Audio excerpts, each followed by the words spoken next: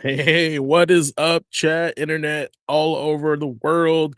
It is your headmaster corner there in the bottom left corner, the headmaster of the Gaming Academy, GQAzndood, with another fun-filled episode for y'all tonight. It is August 5th, 2025. And man, it is cooling off here in the Pacific Northwest in Bellingham, Washington, and we are having a much better time suffering through the stock room here at the Gaming Academy. But yes, welcome back to another episode of the Gaming Academy, where we gauge how much of a gamer you are and all the XP that you build up of watching our show. So, welcome. Good to have you back. Tonight, we got another class. So, take your seats, equip your best gear, because it's time for another session at the Gaming Academy. Of course, if it's your first time here, I'm the headmaster, GQAzndood, and tonight we're keeping it streamline packed with XP rich discussion. Now, we'll also be joined with Blazing Ace Nelson here to feature a guest character for the new Fatal Fury game, so keep that in mind. But speaking of guests, tonight we're not going at it. We're not going through it alone, just like in Zelda. Though joining us at the panel tonight is not tragically Lee, because he's busy having a life, right? But we're having a man with the H that matters. That's right. Eric with an H is here. And if you don't know who he is, it's okay. We don't either. He's here to help us dissect tonight's syllabus with extra critical hits of insight. So what do you say is a deck for class 43? Well, let me break it down for you tonight. So first, we're kicking things off as normally with this week in gaming history, a time travel trip to the milestones, mishaps, and memories that dropped this week in gaming's long and pixelated past. And we're also going to be doing the roundtable tonight, where tonight's topic is also heating up. Should video game demos make a comeback? Are we overdue for a return to playable previews, or has the streaming era changed how we try before we buy? And of course, like I promised you, after that, the tech segment returns, because last week we were really busy with jam-packed stuff. Ace is diving into the mechanics of the new character, guest character, Ken Masters, and City of the Wolves here for Fatal Fury. And then we'll also shift gears to now playing, of course, sharing what's everyone been playing from in our current gaming rotation, backlog clears, and of course, which games are eating up our free time this week. And finally, your favorite segment and mine, we'll close it all out with the final boss, where I'll hit you with this week's life leveling lesson. Progress isn't always on screen, but the grind is still worth it. So strap in, squad. Class is now in session, and you're about to gain some serious gamer quotient. So let me introduce everybody here that's here tonight. Let me get the. I always kind of forget what should I name you. I want to call you the Marshall Ace. I don't know why. But some sort of like I guess like the drill sergeant also. There could be so many things for you, but cashier at Brawl Mart sounds pretty good. I just I saw that mean, as well. where's the lie though? That's look, being an assistant professor here is my part-time job. Yeah, we don't pay very much here. That's a fact. That's a fact. But Yeah. anyways, everybody, it's great to see y'all. If y'all don't know who I am, allow me to reintroduce myself. I'm Ace Nelson, aka Blazing Ace, aka your favorite rookie, and of course your favorite cashier at Brawl Mart. We've got some pretty solid stuff to talk about this evening. Like GQ said, we're going to be keeping things a little bit more streamlined. We're going to be, honing our focus in on, a few specific topics that are, as he said, very XP rich. So you're definitely going to want to break out your notebooks, get your best number two pencils, and get ready. You're going to learn today. You're gonna learn today. Hey man, but before we get too deep, let's introduce this guy that we just randomly found, in the corner of Bellingham by State and like Washington Street. So let me introduce you uh, to Eric with an H. What else can I say? See, he just works It's here, true. I was lost. but now you are found. Exactly. He's like, hey man, you want to be The on a nice thing podcast? nice thing about the hot takes that I have, if you don't agree with them, I just work here. That's true. That's true. And so one of the things that we feature at Gamer Quotient, right? And I don't know if you've ever looked up gamer or gaming quotient, but the definition that comes up all the time it's kind of fancy. But if you look up the pure definition or meaning of gamer quotient, it just means how much of a gamer are you is pretty much what it means, right? So the quotient is the amount of how much of a gamer you are. Now, gaming comes in different forms. And you can either be a video gamer, tabletop gamer, card gamer, D&D is game, right? So this is not just limited to just video games. Though it is majority of that, it is not limited to video games. So on occasion, we'll be chatting about, I think we've talked about in the past, like some stuff that Magic the Gathering has done. I know Pokemon's making a big thing right now, and we've even had people that play D&D on the channel as well. So out of those things, Eric with an H, which one do you think you're the most of? Oh, I'm definitely a tactile gamer. A lot of the stuff that I do on a week-to-week basis is heavily revolved around gathering with friends in the real world. Magic the Gathering, Dungeons and Dragons, board games. Yeah. Don't get me wrong, I still love video games. As I get older and older, I seem to be navigating towards that in-person relationship that I can still get with those games. Okay. All right. So you're more of like a social gamer, right? You like the person to person, sounds like. Which is really ironic because I'm definitely an introvert. I worked in sales too, so I must be some sort of like masochistic introvert. They call that omnivert. I looked it up. I googled it. No, but it's kind of interesting because there are people out there that do like hanging out with people, but they do require a recharge. The main difference is that usually introverts still like hanging out with people, so they get a bad rap, right? But it just they just have a battery life when it comes to that. While extroverts, they get energized by being around people. It doesn't mean, like it doesn't necessarily mean being an introvert, like you don't like being around people. It just you need to recharge after a while. So that's what I learned not too long ago. So but omnivert seems to be a little bit of both. It's kind of like, yeah, I'm both. So we just call it omnivert. But yeah. Well, it's good to have you on the show, man. And of course, if there's I always like having somebody that's not in the universe of what we talk about sometimes. So this way you can ask questions and kind of be like, oh yeah, what's your perspective on that matter, right? So I kind of like having a variety of different people come on. So, but yeah, that is what I call excellent. That's right. But before we get too deep into debates and breakdowns, you know what we do here at the Academy. We always start by giving respect to the pixelated past. So let's spin up the chrono drive, because we can't say DeLorean, we'll get sued. Set the dial to nostalgia and take a trip through the milestones, memories, and maybe even a few misfires that dropped during this week in gaming history. All right, where's my thing? Damn it. Here it is. Yeah.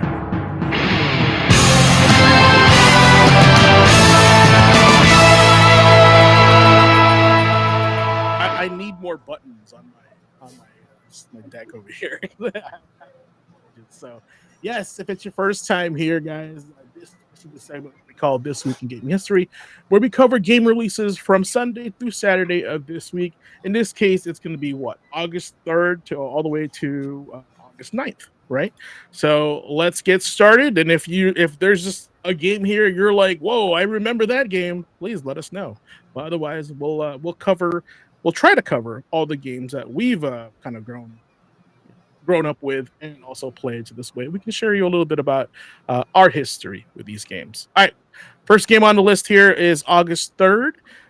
Game featured tonight is, of course, the one and only Dynasty Warriors 2 on the PlayStation 2 in 2000 in Japan. This was also part of the release launch of the PlayStation 2 in the United States.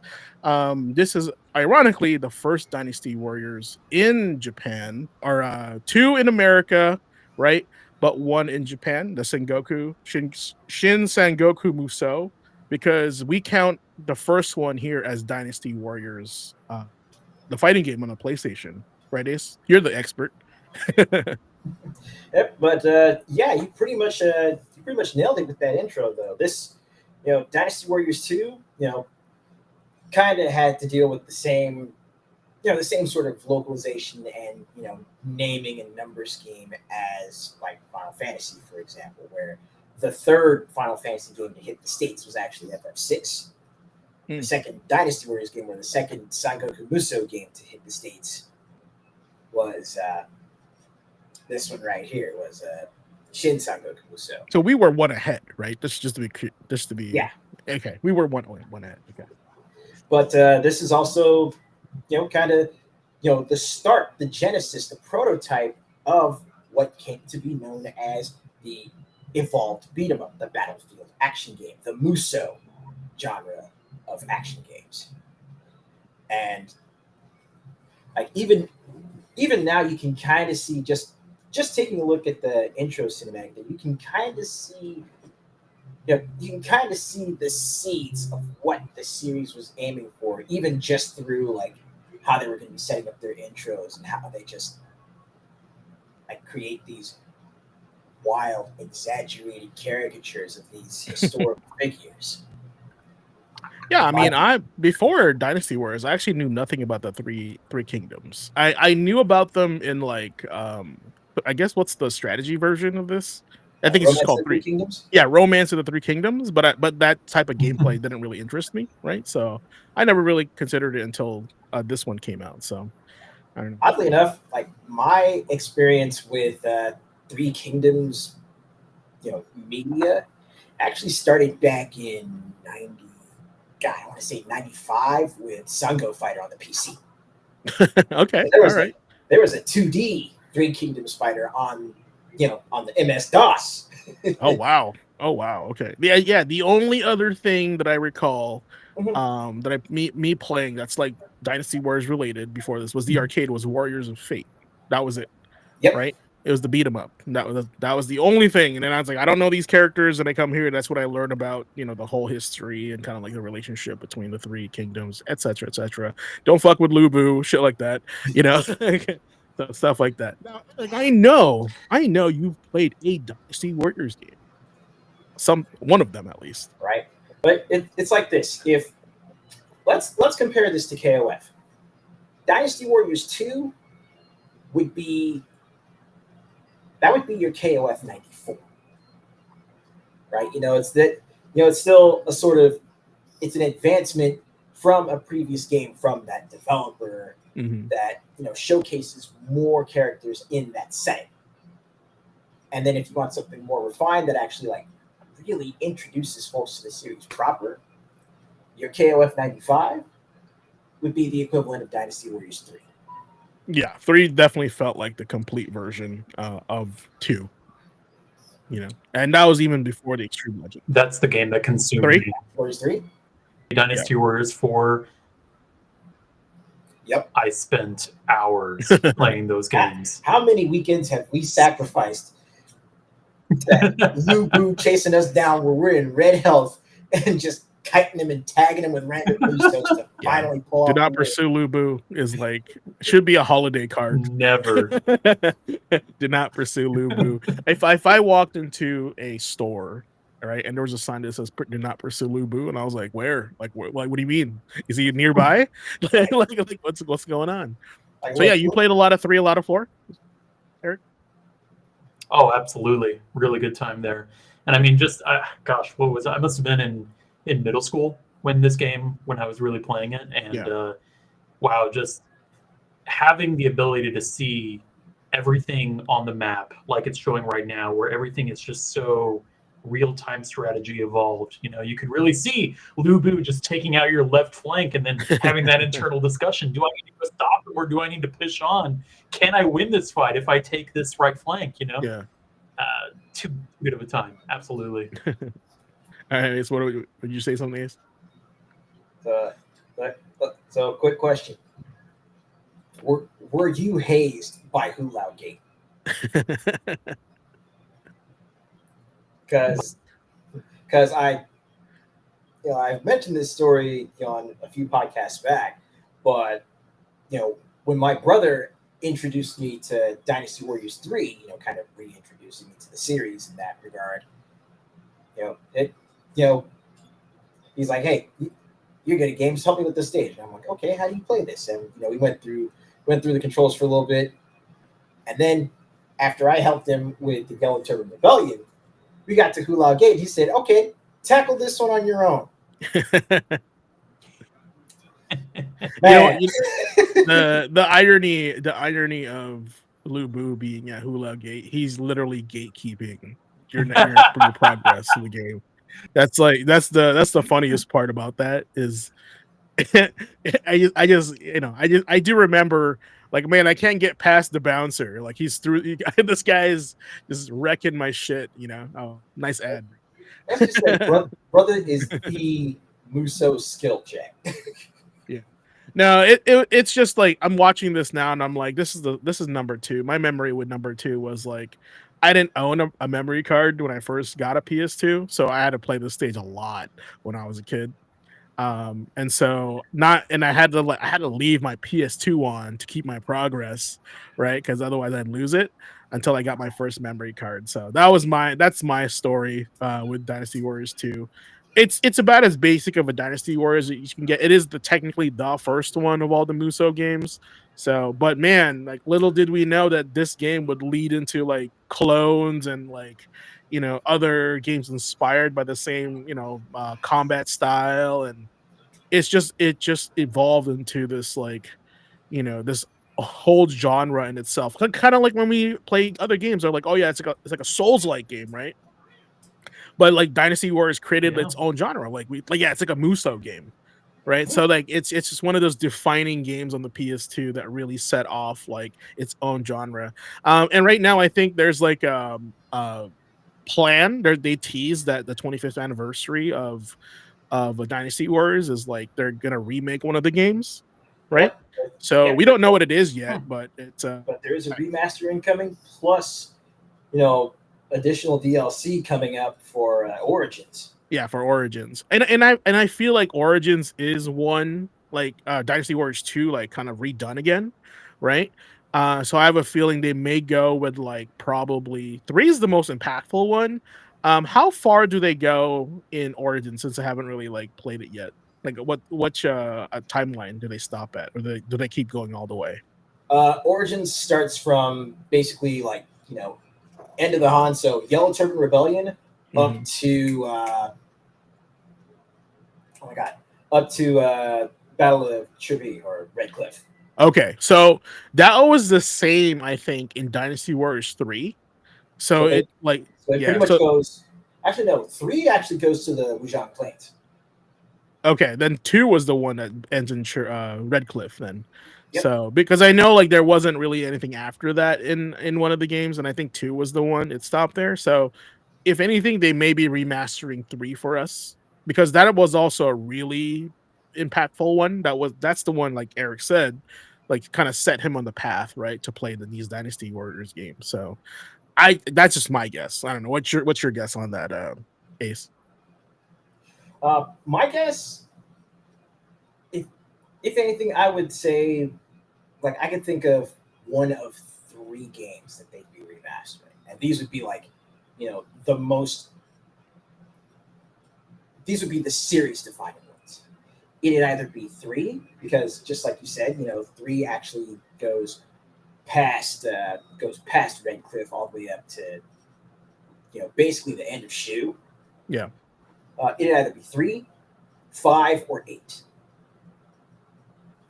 5 or 8. Okay. Yeah, those 8 would be a good one. 8's like the biggest one. It's like the KOF 98 of Dynasty Warriors, in my opinion, right? So, but yeah, no, I'm excited for that news, and hopefully, like, we get more details on that. And I, as a Dynasty Warriors fan, I feel like I'm committed a crime by not playing Origins yet. So, but it's okay. It's not part of my. I just realized that I'm only 40% through my A to Z gaming challenge, right? So that's why I got to crank up the speed, and I can't get distracted anymore. Must stay focused, Kings. That's what we got to do. Jay Ghost in the chat says, AKT, reconcile with Itagaki and get the fighting division back in order. All right. Well, and then Blue Riot Bot says, Origin stops at the river level. Thank you for that. Yeah, I mentioned it a while back, but I also think it would be pretty hilarious if, while all of us are guessing that it'd be one of the actual Russo titles, it would be hilarious if what they actually remastered was the Dynasty Warriors fighting game. Well, I feel like they would remake that game 100% as a fighting game. So, but yes, a game that I think requires another remake. Just kidding. But Bugs Bunny Birthday Blowout on the NES came out in 19. Wow, that's all B's. Bugs Bunny Birthday Blowout. Good job. that was pretty good. Armored Core 2 came out on the PS2 in 2000 in Japan as well. Doom 3 on the PC in 2007. I wanted to throw this in there because it was a Muso game. Bleach Soul Resurrection PS3 on the 2011th. And here's a random one that they could remaster: Dynasty Warriors God Seekers, which came out on the PS3, PS4, Vita in 2015 in Japan. Do you remember that, Ace? That is a reach. I remember it, but that was one of the spinoffs I actually haven't had the chance to play. Okay. I think God Seekers, they were trying to go with like a mythological approach to Dynasty Warriors, right? They were like kind of like what they did with Strike Force. Yeah. Basically, I think it was pre-Strike Force. They just called it God Seekers. But I do see a note here for Armored Core 2. This is arguably the jump from Armored Core 1 on PlayStation in the PS2 era, right? Yeah, with the release of 2 on the PS2, it was one of the earlier titles, not quite launch, but still, pretty early in the PS2's lifespan. But the sheer visual leap from the first 3 games, or from the first game and its expansions on the PlayStation to the PS2, and of course the fact that now the whole story with the mega corporations and everything was more visibly a sort of off-world or alien world kind of thing. It wasn't necessarily Earth focused like you could say that the original Armored Core was. But this one also expanded on each of the different weapon categories, like adding more different weapon arms to your builds. And I forget whether it was 2 or its expansion, Another Age, but this one actually has weapon arms that are actually like dual laser blades. Okay. All right. Yeah, I don't know. It's been so long. Like I haven't even played the latest one yet. I know Eric has just I know Ace has been playing it recently, and Eric, you've played it not that long either, right? Absolutely. Phenomenal game. Yeah, what is I guess what's your thought on like have you played any of the older Armored Cores at all, minus Sans this one, Fires of Rubicon? No, I got into it in Armor Core 6, so Okay. I'm distinctly unqualified to talk about this game. No, here, no. This is why I But I asked mean, you. if you Go ahead. absolutely, but if it's really interesting to see just kind of like the climate um, of this specific sci-fi around the 2000s. You know, I have distinct memories of not only Armor Core but Mech Warrior Yeah, for and sure. like Hero Clicks, Mech Warrior local game stores. And I think BattleTech. this was, Yeah. yeah, right. And I feel like that was really the height for people wanting to explore this genre of giant mechs destroying stuff, space battles, all that fun stuff. So I can see why it succeeded the way it did. It's this is one of those things where you ask a Dark Souls player, these are the games they made before Dark Souls, right? And it's very like revealing to like to like, wow, they actually made games like these, like, you know, outside of their like wheelhouse, right? I also think I feel like From Software also made like a racing game at some point. I think that was Bethesda. They made some random F1 racing game. You're like, Bethesda made an F1 racing game? That's really weird, you know? But yeah, Armored Core to me, like, I think 2 was the one that I really got into a lot as well, just like you, Ace, you know. PS2 had some banger titles, and I like, you know, if I didn't have internet and I chose a console, it would either be a Super Nintendo or a PlayStation 2. That's like my choice of, you know, weapon. Yeah. Yeah, just overall, I thought it was just one of those like mecha titles. I was big into like BattleTech around my teenage years as well. So having like this without being exposed to Gundam yet, I thought like this was like the US versions of Gundam, right? America's Gundam. You honestly, I don't think anyone would really blame you. Yeah, right. That's what I'm saying. Like, we didn't have a lot here. We had BattleTech technically was our Mech Warrior was like the West version of like Gundam, but Gundam has that like bipedal, like, you know, flying around kind of mech, which Armored Core had more of than BattleTech. BattleTech was all heavy payload, right? So it's very lumbering, like giants, you know. So that's why I think I equate that.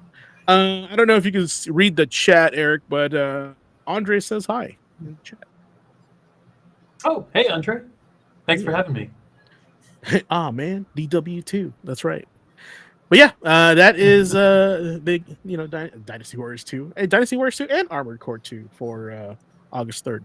All right, moving on to the next day here.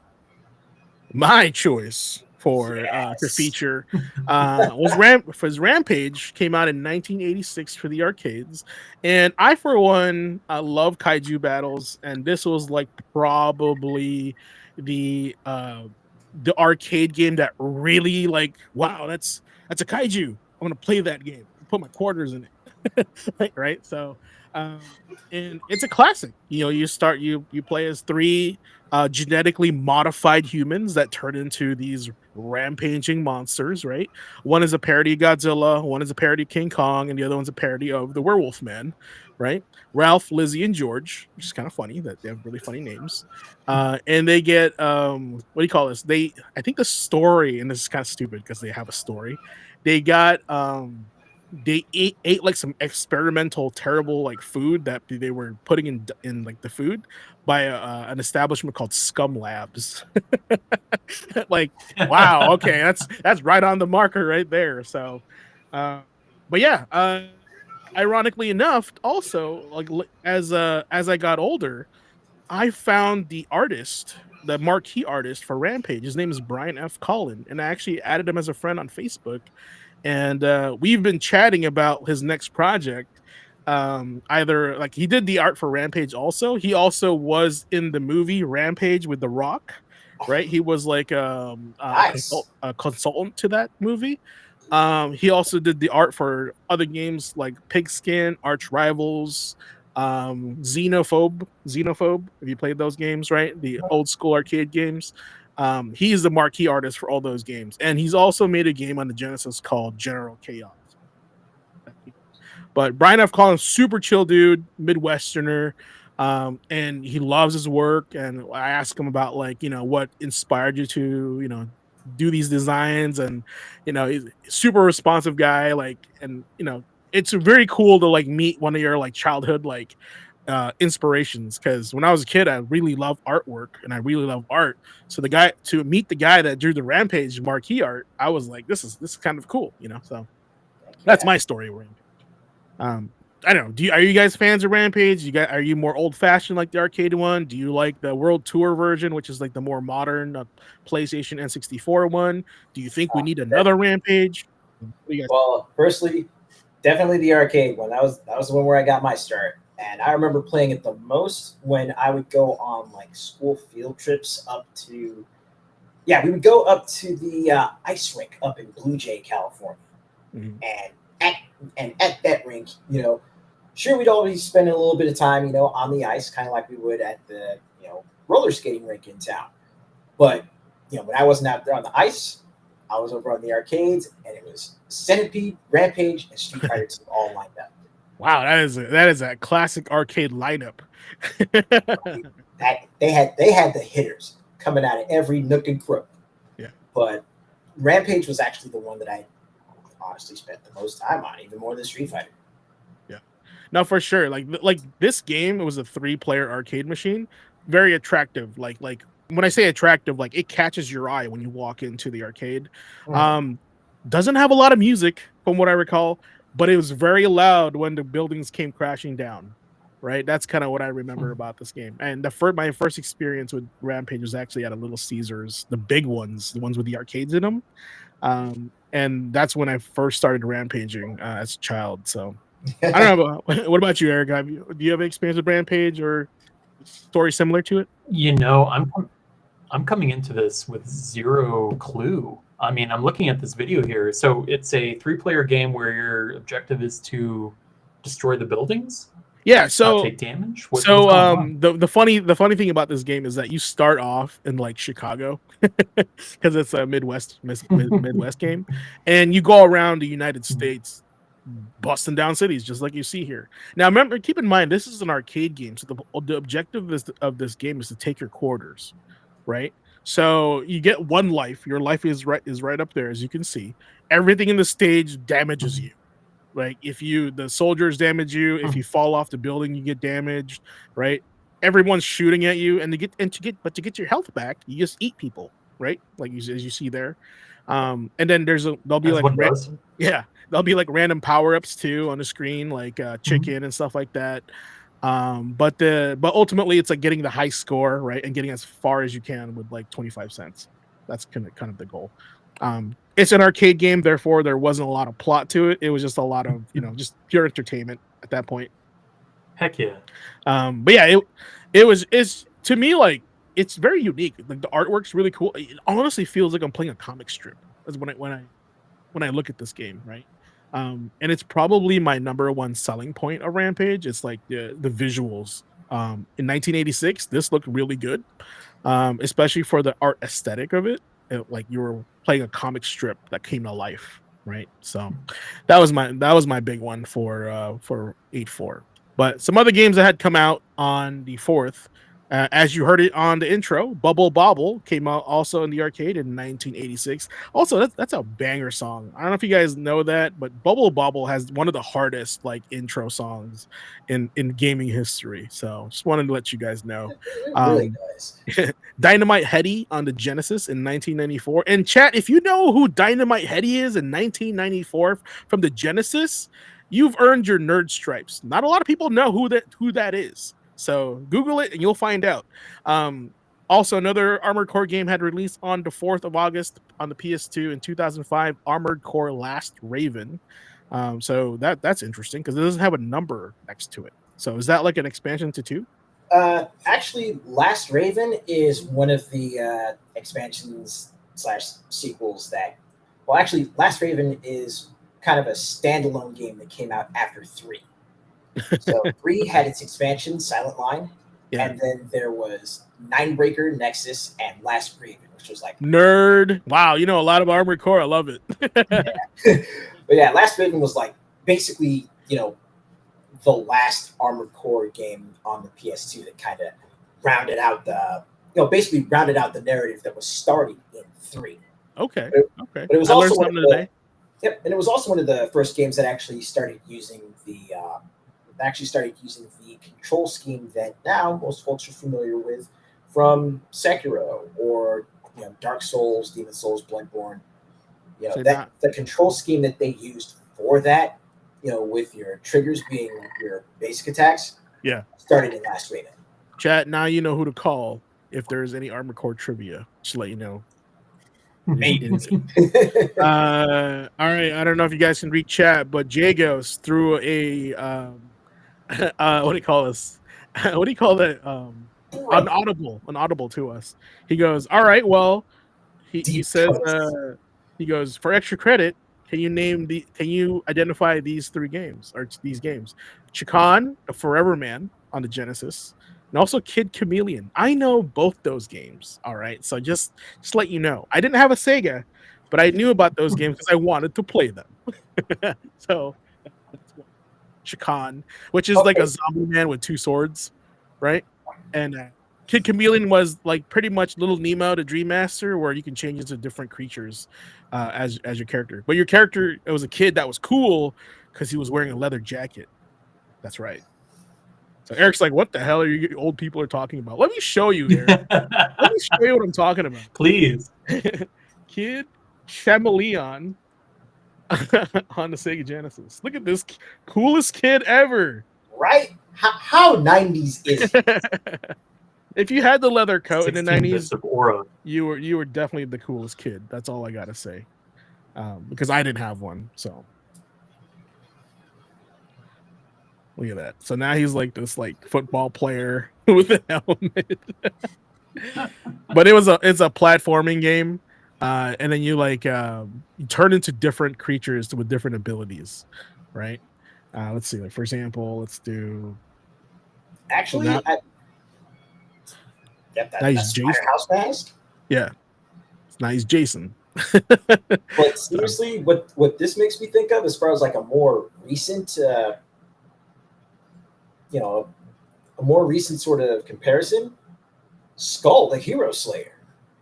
Oh yeah, I can see that. I can see that. I mean, you're literally running around like as a skeleton, changing forms by changing heads. Yeah, I'm pretty sure I saw that helmet at your house, Eric. Oh, you definitely had. Nah, it's super cool. Yeah, and it's like and that's what Jago said. You change heads, you know. And Dynamite Heady, which is kind of funny because like it's kind of in the same wheelhouse as this game, right? But it's definitely much more colorful. So all right, some other games that had come out. Let's finish this list here. Grandia 3 on the PS2 in 2005 in Japan. A weird, obscure, like hard to say roguelike, but it's not really a roguelike, not yet. Castlevania Harmony of Despair came out on the 360 in 2010. Has anybody played that here? Have you played it, Ace? I'm trying to remember. Was that the one where you could? Was that like the 4-player one or like 4 or 6? Yeah, it was the 4-player like boss rush one. Yeah. Right. And so I'll show you guys here. Yeah. Yo. Very interesting. So it's like Symphony of the Night graphics, right? But then you guys team up to take down the boss at the end of the level. But like your guy is like limited in power. You guys have to literally like level up your characters, get to the end, collect abilities. It's kind of like Elden Ring, Night Rain. Very similar. Okay. Yeah, old fashioned. Also, Rare Replay came out in 2015. If you guys were a fan of Rare games, Xbox did pretty much a compilation of all the Rare games that came out, from all the way to OG Killer Instinct to an obscure Game Boy game called Saberwolf. That's right, Saberwolf. So, also, Fall Guys had released on the PC and PS4 in 2020. So while everybody was at home panicking through COVID, they were playing Fall Guys. So I know I was one of them. That was a really fun game, and then hopefully it comes back with like some sort of like incentive to replay the game again. Eric, you played Fall Guys for a while, right? Yeah, absolutely. It's one of those pickup games. I remember there was this one tower level where all you had to do was drop all the way down to the bottom and just get rid of all the platforms. Automatic victory. You were that guy. I see. Oh, Yeah, absolutely, it I was like was. 3 levels of vanishing plates, right? I think. Yeah. So you had Yep. that strategy. Yeah. So by the time they all got to the Oh, yeah. bottom, like they had no plates left. Yeah. You're Oh like, yeah. I hate you. I hate you. Go away. All right. August 5th. All right. Super Mario World 2, arguably the sequel to Super Mario World on the Super Nintendo. Yoshi's Island came out in 1995 in Japan. And man, this game was really pretty. It was really weird that it was like like a prequel to Mario Brothers, Mario World, and I was kind of lost because it has as a kid I'm like it's a sequel, so therefore it should continue the story, right? But when did the Mario Brothers game ever continue the story? I'm asking for something silly, but it was weird because now I'm playing Yoshi, and my the thing that I have to take care of is Baby Mario. So, have you guys played this game? Man, I spent hours, literal hours, in front of the Super Nintendo kiosks at Target playing this thing. This game was really pretty. I've never From what played. I remember. I've never played this one, but I played the Nintendo 64 version Oh, when I was really young okay. of Yoshi's Island, and that game gave me nightmares. Because when your Yoshi dies, the little shy guys come down, they fly, they pick up your Yoshi, and they bring him to the Dark Tower Oh, castle in the distance. that's traumatizing. Not good. Oh, it absolutely not good. Oh, Lord. They cannibalize Yoshi. They just see him Oh, as you a die, giant you see them chicken. come and carry you off Yoshi, and you're just like, no! They're all crying, coming out your nose, tugging on your mom's arm, like, Mom, they killed Yoshi. Jago said, Please. "Never beat it, but man, Mario crying, yeah." Oh, So it forced you to get good, so you don't hear Mario cry, because right. Mario crying was like nails on a chalkboard. You know? Mario crying was Super Nintendo's answer to the Sonic drowning theme. Yeah, that's true. But like, I was just so amazed about how far they took Super Nintendo graphics with this game. Like, I was honestly like in awe of how pretty this game is. Like, it felt like you were playing a coloring book, right? Yeah. So I'll fast forward to show you like the gameplay here, chat. Check this out. Look how cool that looks, right? That's just like a very pretty game. And keep in mind, this is a 16-bit console. Like, this is not like a PlayStation game. This is not an indie title on PC. This is, well, what, 1993, right? Or 1995 tech. That's amazing. Nintendo works the magic, right? So with this game. So it's pretty cool. Pretty cool. And Now, then, I of don't course, have a lot of experience with this game either. So and then, of course, just the whole thing of, not just running around as the different colored Yoshis, but also like just like getting used to like aiming and firing the eggs and like having them bounce at different angles and stuff. yeah. Okay, here's what's messed up. Don't Yoshis come out of those eggs? Yep. And you're using them as ammunition? Yep. That's dark. That's dark. I never thought about it that way, but man, now I'm thinking about it, that's pretty dark. So here are my children, take them. Pretty sure in real life there are literally animals who, when faced with a predator, will be like, "Here's my child. Yeah, no, Have a good day." there's a lot of animals in Australia that do that. They're like, eat my children, not me. Like I read that somewhere. I think koalas do that too. They literally sacrifice their young just so they can It survive. sucks to be you, Junior. Yeah. And that's that. Let's see here. Oh wow, did he melt? Oh, he turned to a mole. That's crazy. Yeah, it's been a while since I played this game. It's kind of wild. Another cool game that was on the retro console back in 1993 was Rocket Knight Adventures. That's a little game from Konami there. And it was like, I think it was, they were trying to battle like the Awesome Possum theme, because you're a possum that's wearing knight armor with like a rocket pack. Now, Eric, this game seems like it's in your wheelhouse. It's got a knight in it. Have you ever played this game? Unfortunately, not. Okay, Although I'm I down. gotta ask, man. That's It all I does gotta sound like do. an awesome possum. I gotta, I remember Awesome Possum. Let's see here. So was your retro console the PlayStation 2 or the N64? Definitely the Nintendo 64. Although I had Okay. older cousins who primarily played the Super Nintendo, so I have vague memories Yeah. of watching them play games like this.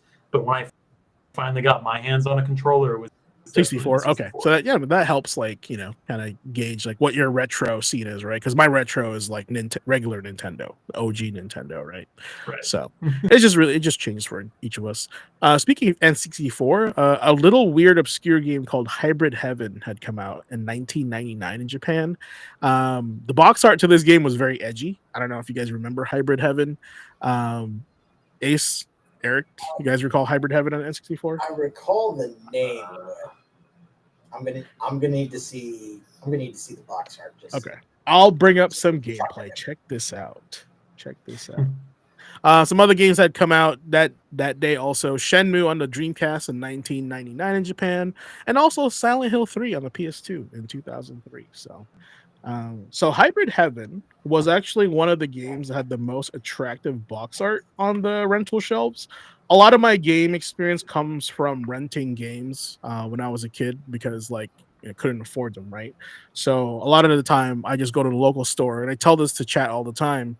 I fortunately had a local store that was a privately owned video store, which had video games for rent for $2 a piece. You just returned them the next day. They're 24-hour rental. So pretty cool. Let's see here. All right, so this is Hybrid Heaven. That looks like Terry from King of Fighters.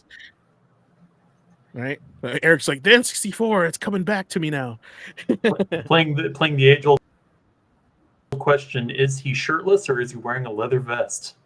That's a commercial from Hybrid Heaven. Question. All right, there we go. There's more of that. Does this game ring a bell at all? No? No, not at all. Yeah, it's definitely a unique title. The title kind of almost looked like check this out. So Hybrid Heaven, let's go back. That's the box art right here. Oh, You ever seen this box art at all? I've seen the box art. Yeah. It's cool. It's like, whoa, is this game like The Matrix? But then it's like plays nothing like it, and you're like, oh, it's trash. But yeah, Hybrid Heaven is an interesting one. Also, I think it also had released with Metal Gear during that time too, so that kind of took a lot of that's why I remember it now, because the box art definitely had that sort of Metal Gear feel to it.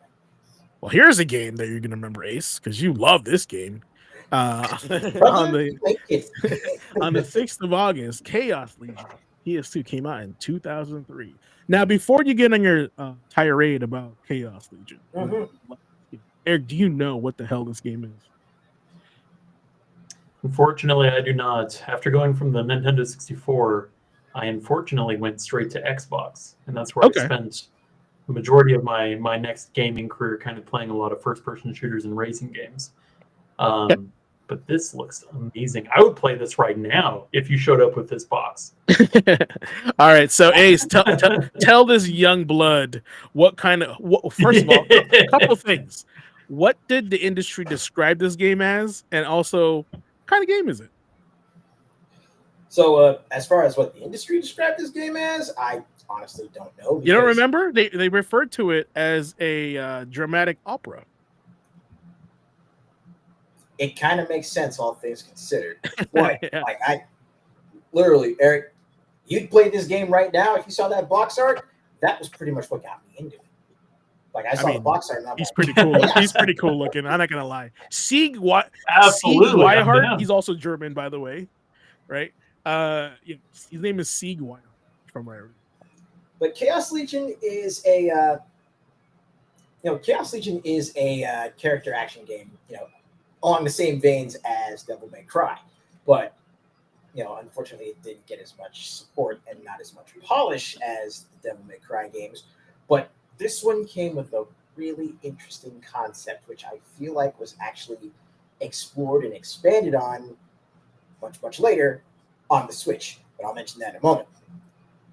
But the thing about Chaos Legion, the big thing about its combat, is that what you have access to are legions, literally, demonic assist troops that give you different abilities and also have different attacks that you can use with them.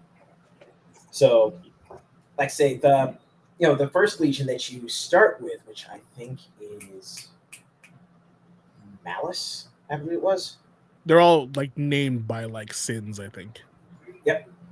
But Neji. Malice is basically like the sword fighter. So when you have it equipped, it increases your combo length, but also gives you different things like jump cancels. And when you call out the Legion itself, it's literally like a demon sword fighter that comes out and does slashes to, like keep the enemy pinned down while you're running around doing your thing.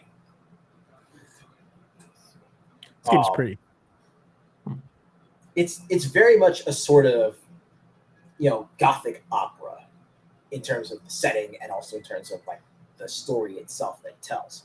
But yeah, just look at this dude. It's this is Capcom trying to do something different but still basically capitalizing on Devil May Cry.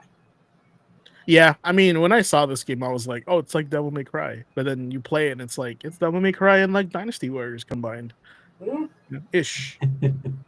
So subjective, right? So, Now, I would check it. Is there a digital download of this, like in PS4, PS5? I don't think so. They really forgot about this game, haven't they? Unfortunately. Yeah. But yeah, as I was going to mention, the first stage that you start with, though, they actually give you access to the Ultimate Legion Thanatos. So you get to see, you get kind of, I guess you could say, a vertical slice of what you'll eventually have access to once you play later in the game, and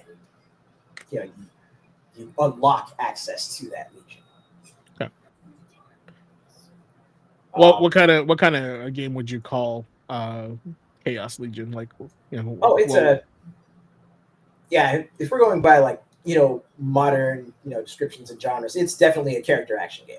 Like literally, if you want to know, like if you want a good idea of what Chaos Legion plays like, jump on your Switch and pick up. Oh, it's on Switch.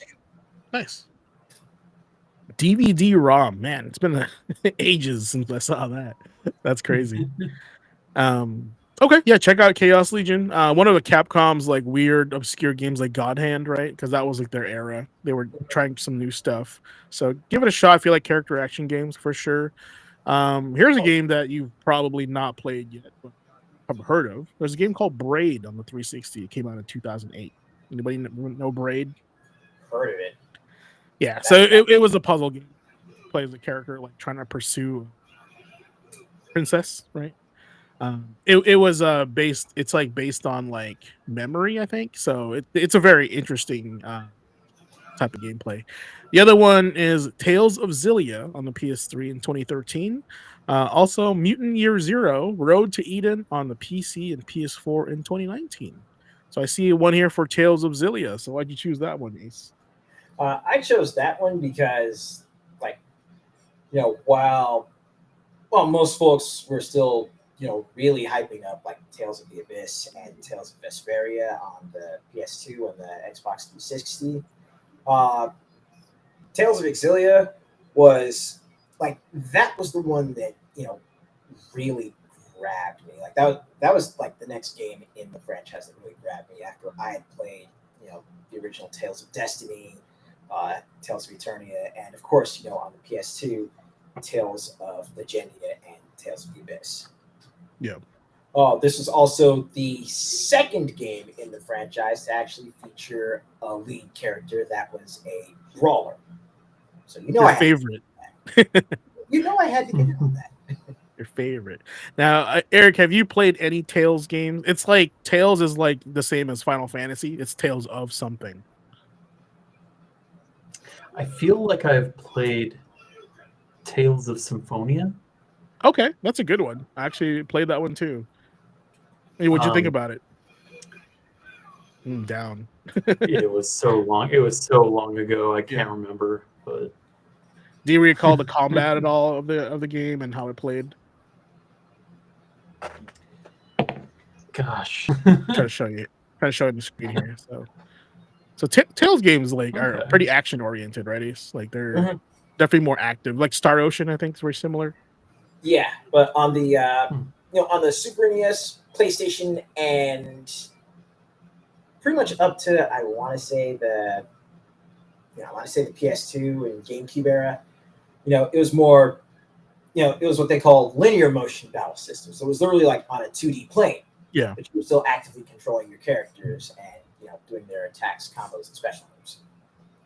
But on the PS2 and heading forward, they actually started incorporating more lateral 3D arena style movement. Yeah.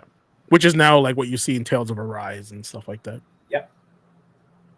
Super cool. Yeah, I know like from working at Reset and working at GameStop, if Final Fantasy wasn't your thing, at the time during this era, what year was this? 2013. This was the era where you were like, I'm really not into Final Fantasy, but I still like JRPGs. Tales was the other option. If you don't like Armageddon, here's Deep Impact. that's kind of how it worked back in the day.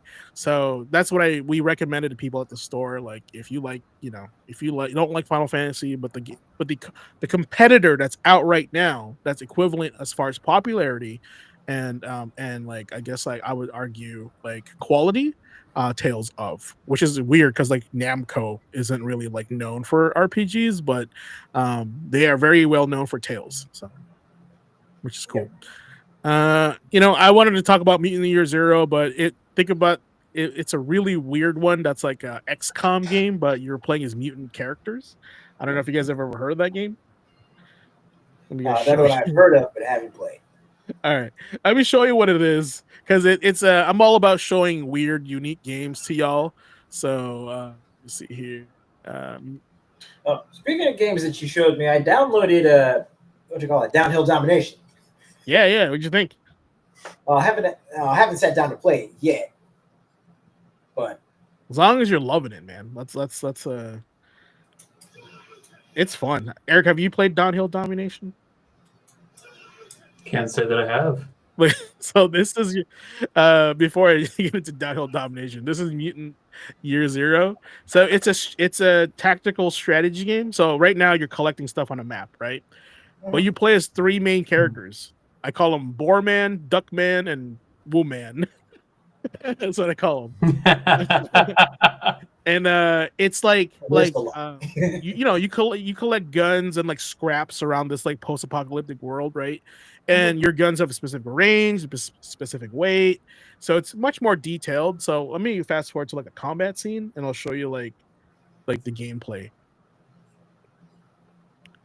Right, so it plays much like XCOM, but a little bit more like Baldur's Gate 3, where you're not really on a grid, right? But you're like your movement takes like energy and and stuff like that.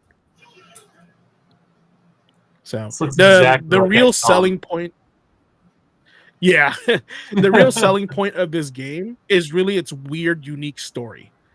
It's like they don't tell you about like how come there's mutants running around with shotguns, right? There's also like regular people still around. So it's not like a world building thing where everyone's a creature. It's like creatures mixed with humans, and the game doesn't tell you what happened. But as you play the game, it slowly unveils it. Yeah, Howard the Duck. Yeah. Yeah, it's super inexpensive if you're bored and you're like you want to try something different. This focuses more on the per character versus like permadeath and like replacing your character. So it focuses more on character building, which is nice. So check that out if you guys are a fan of the genre. Okay. Mutant Year Zero. All right, my choice for the 7th was the direct sequel to Tenchu Stealth Assassins, Tenchu 2: Birth of the Stealth Assassins, another prequel sequel. And I don't know, Eric, Asa, are you guys familiar with the Tenchu series? Yes. And I got the chance to play a little bit of 2. Definitely liked what I played. Haven't really completed it, but I did play through and complete the first one. All good. Well, Tenchu is literally the precursor to Sekiro, Eric. If you haven't played it, a lot of people compare Sekiro to like Bloodborne and Souls games, but honestly, it's more of a Tenchu game. And Tenchu 1 was like pre-Metal Gear, so like it was focused on stealth attacks and like sneaking around versus fighting everybody on the screen. And Tenchu 2 really just drove the mission and the objective home by like giving you like more selected characters, more mechanics, right? More stages, better graphics.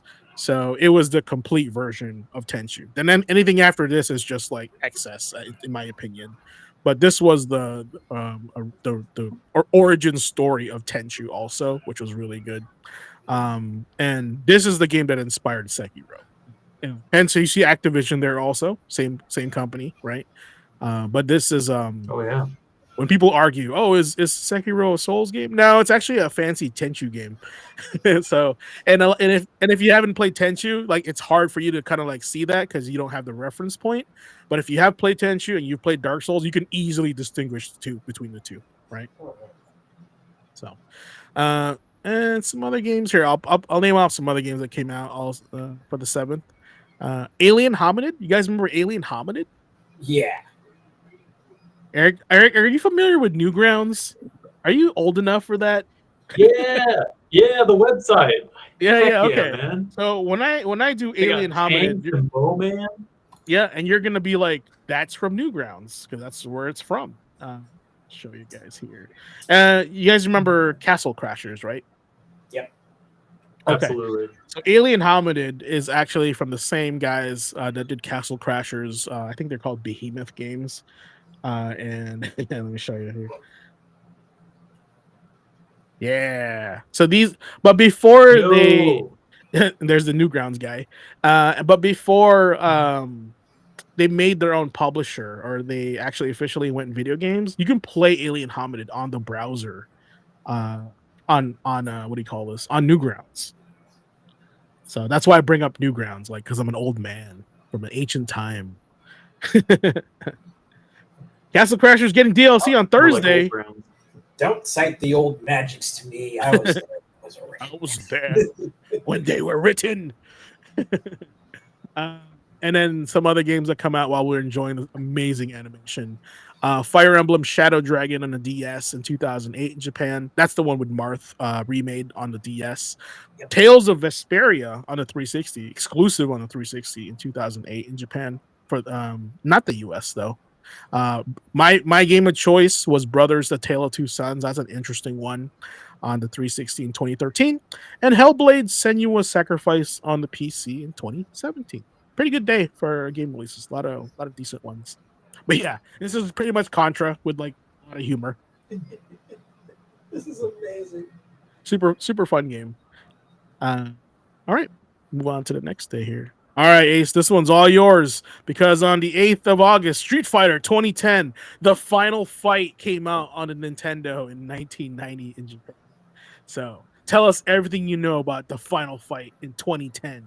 Absolutely nothing. Well, I guess you could say it's kind of topical that we've got Street Fighter 2010, the final fight. So, not just my absolute love of Final Fight and Street Fighter, but Street Fighter 2010 was an odd duck. It was like a sort of a random far future spin-off that actually had Ken as the main character, wasn't it? Far future? This was 15 years ago. What are you talking about? It was far future back when it came out. For real? That's crazy. Oh, that's not it. Hold on. But nah, it was...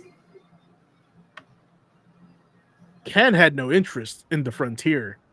That's the first one. So that's right. I know. Ace is speechless because he loves this game so much. This was like a weird platforming, like Mega Man-esque game. You'd pick like a stage, you'd fight through it, then you fight the boss, right? And then you would use the moves that you acquired, throughout the game and to leverage them against the bosses, right? Has nothing to do with Street Fighter, kids. Has nothing to do with Final Fight whatsoever. But they use those two names in this game to try to sell this game for some reason. I have no idea. We should really look up the documentary of this game, because they shoved 2 titles in this thing, and it was nothing like the 2 titles that they mentioned. Right. Yeah, I, it was like Final Fantasy: The Spirits Within. yeah, that's true. That's 100% that. 100% that. And the reason why I chose this is because this is like one of the most notorious like switcheroos of like marketing. You know, like you see Street Fighter and you see Final Fight, you're like, this game has to be good. Then you're like, this has nothing to do with Street Fighting, nor it is the Final Fight at all. So it is not great. It is not great. Here, I'll show you here's what the gameplay looks like. You're like, so this is like Punch Man, Mega Punch Man, right? Has nothing to do with Street. There's no Street at all. It's, you know, it's more like, well, if anything, I'd say it's more like Ghosts and Goblins. I mean, it is, but like the fact that you get to pick your stage, I think. I remember. Can you pick your stage? Yeah, because you collect enough of those, right? You fight the boss, and you move on to the next one, right? And I think you get their power too. Like once you kill them, it's from what I recall. I mean, I'm old, so I don't know. I could be wrong, right? So, but anyway, that's your target. Which Street Fighter character is that? Plant Man. So that's kind of why this game is so weird. It just uses those 2 names and has nothing to do at all whatsoever with those 2 titles. So, all right, moving on to the special 8-9 over here. Harvest Moon came out in the 9th of August. And the reason why I chose this one, because this one was did I get this right? No, it should be 8-8, not 8-9. My bad. Or we on the wrong one? Yep, we were on the wrong one. Sorry. So we'll get to 8-9 here in a second. Some other games that had come out on the 8th also was Final Fantasy Crystal Chronicles on the GameCube in 2003, Dead Rising on the 360 in 2006, Papers, Please on the Mac and PC in 2013. I played that on my channel too. You play as a border guy, border security guard. It's a super fun game. I don't know if you played it or not. And also, I wanted to talk about Cat Quest 3, and Cat Quest: The Furtastic Trilogy. I'm gonna butcher this, but let's see. I have to remember. These lovely developers at sorry, my bad. I feel so terrible. At Kepler Interactive, sent me a code for Cat Quest 3 to play on stream and to feature it on stream. So I will be doing that soon on the channel. So just keep that in mind. Thanks, shout out to Kepler Interactive for sending me a code. Appreciate you guys. But moving on to the 9th of August, the last card for tonight for This Week in Gaming History is Harvest Moon. Now, why did I pick Harvest Moon over Castlevania 2, No Man's Sky, and Atlas Fallen? Well, I would argue that Harvest Moon is the progenitor of the farming sim cozy game type genre, right? We got Stardew Valley, Sunhaven, all these copycats of all these cozy games. Yeah. Harvest Moon was the original. This is the godfather of all those games. So I wanted to make sure it got its its flowers for tonight. So, have you guys played this version of Harvest Moon? Which Harvest Moon is your favorite? Do you hate this type of game? Tell me a little bit more about that. Go ahead, guys. Honestly, farming sims aren't really my thing. So, like, I've heard of it, but never really played much. Eric? This was one of those games I was telling you about that I watched my cousins play when I was just 6 or 7 years old, and just being astounded by like the day-night cycle. That's something you hadn't seen. It was like you were living in this world. You were able to change and modify this world, and in an era where, like in my head, I'm playing games like Pokemon, where everything is so set in stone and so just not changing, to a game like this where everything is so dynamic. It was blowing my little head. So when you were a kid, did you find this type of game entertaining, or was it like kind of boring? Because when I was when I was a kid, like I do remember like seeing people play this type of game, and I was always like, "Well, you're not killing anything, like you don't have a sword, you don't have a gun." So I do remember like me not being that interested. Were you kind of like fascinated by these type of games? I was absolutely fascinated. It was just an adventure, Yeah, it was so different, and you didn't suck then, at least from what I saw, from my yeah. perspective. Yeah, I'm for me, it's just like I just want to celebrate this game just because it's made it's done a few things to my in my lens. Like one, it's really attracted a specific type of gamer.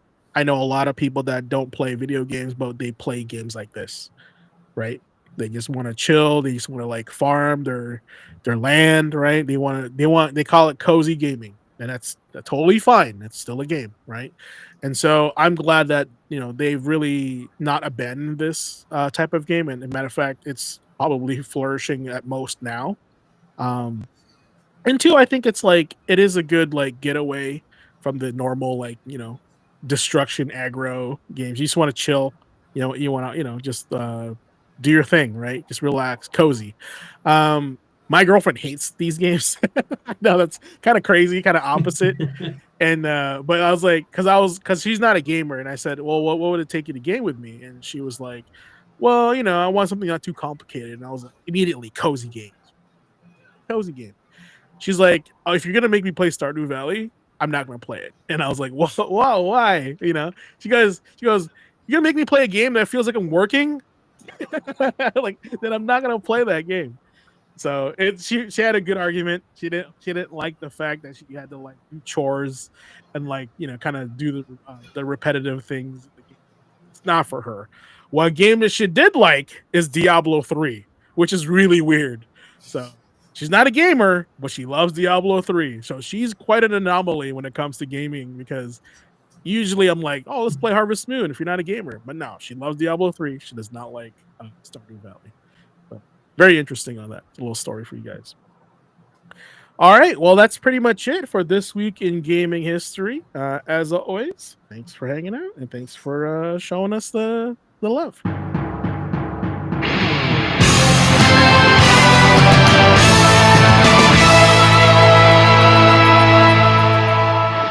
All right, kids. Now it's the time to show you the one of the best crossovers that's been waiting forever. But I'll let Ace handle this. So show us the way. Ladies and gentlemen, boys and girls, coming to you from Metro City, the millionaire level playboy Ken Masters. That's right. For the folks that have been keeping an eye on fighting games, Evo Weekend has just wrapped up, and not only was there a playable build of City of the Wolves there featuring this young man right here, but it was announced literally like pretty much end of the tournament yesterday. It was announced that Ken would be fully releasing for Fatal Fury City of the Wolves as of yesterday afternoon. So last day and a half or so in between my God Eater and Monster Hunter sessions, I've been going in and getting in a little bit of practice with Ken. Now, you'd ask, but Ace, you've been playing fighting games. You grew up with Street Fighter. Why do you still need to practice with Ken? Because although there is plenty, and I do mean plenty, that is familiar from Street Fighter,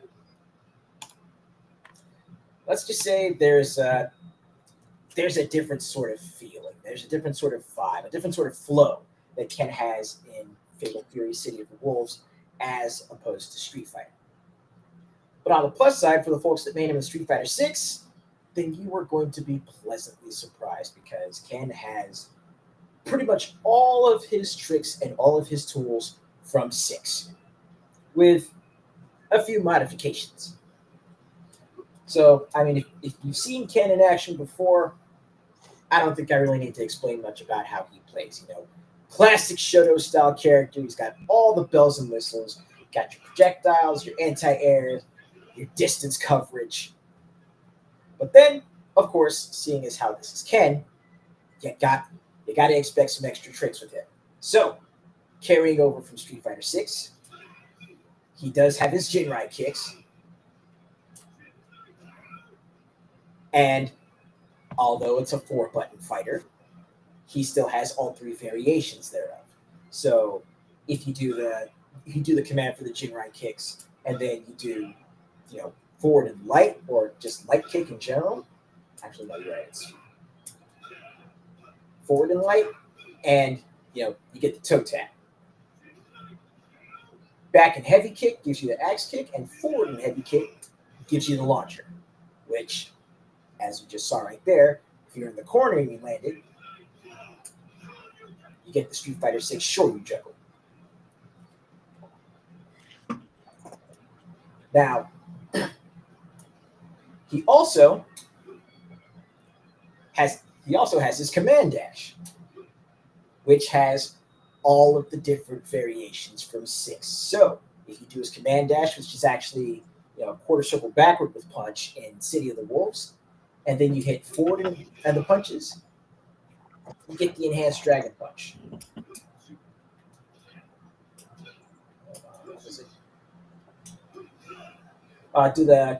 Do the run, and then you tap light kick, and he actually does a break stop, kind of like Rock Howard's command dash.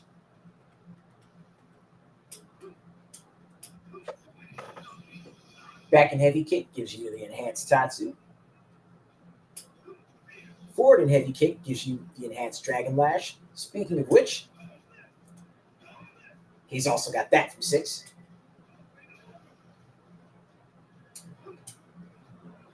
And then just tapping heavy kick without any of the directions gives you his advancing step kick. So, again, all of his ground tools, and of course, midair, he's got his midair Tatsu. But unlike in Street Fighter 6, when you actually do the forward jump and then do the heavy kick Tatsu, it carries him forward like in Street Fighter 2 Turbo. Another difference from here compared to Street Fighter is that on the ground, his Tatsu actually knocks down on the last hit instead of having him land and having frame advantage for follow-up attacks. Now, of course, all his moves have EX variants. So you got the EX Hadouken, multiple hits, travels faster. The EX Jinrai kicks gives you the different variations off of the third hit.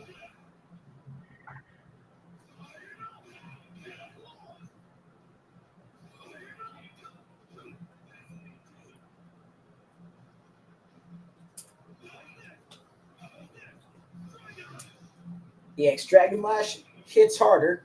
However, if you're still looking for the side switch properties that he has in Street Fighter 6, sorry, let's try that again. Then you'll have to do that off of an anti-air jump. But it's still there, and it can still allow for some rather impressive combo series. Now, one thing I didn't mention about his air Tatsu is that if you do it with light kick, you can actually use it to cross up. So if you're looking to try and do something to, bait your opponents with specials, there you go. That's a good start. EX Tatsu in the air can also do the same thing, so it's good for, mixing up your jump trajectories. Now, his grounded SPG attack with heavy punch and heavy kick is his drive impact. In the air, it's a shorter version of, I think it was his Tatsu Super from Street Fighter, I want to say 4.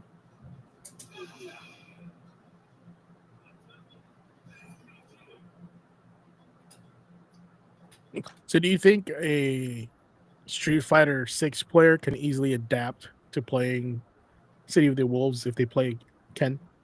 Oh, absolutely. A Street Fighter Six Ken main can very easily adapt to City of the Wolves, and I think can I think might actually have a little bit of an easier time considering you know having the ability to chain together your EX specials. Let me go ahead and put the Andre said, "Yep." well, In chat. let's go ahead and set the power gauge to 100. But here, again, kind of like I showed off earlier, here's a quick example of one of the things he can do with the rev meter off of his EX specials. So you,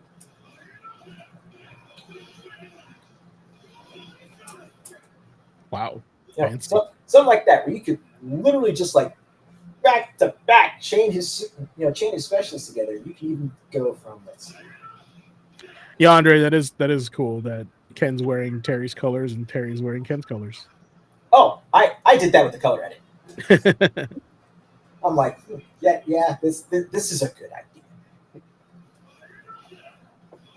So you can go from the Jinrai kicks, Hadoken, Dragon Lash, and even throw in his SPG move to finish it off. Now, of course, let's get on to his supers. So his level one, his potential gear supers.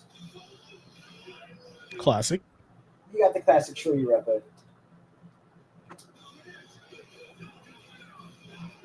Jinrai. And you Nice. got the Jinrai. Now, his level two, his red line gear variants.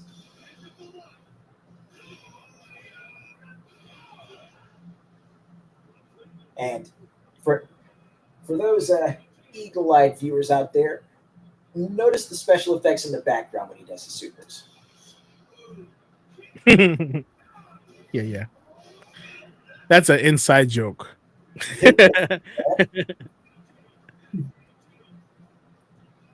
And of course, if you've got full bar and you're in a SPG range, then here we have his hidden gear. Hidden gear. I always found that as an interesting name for a level 3 hidden gear.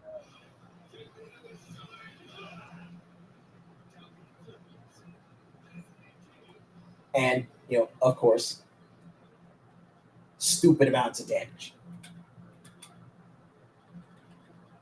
Let me go ahead and do something a little different here. And that's one of the cool things about this is that you can go from the training mode right into the character's combo trials. So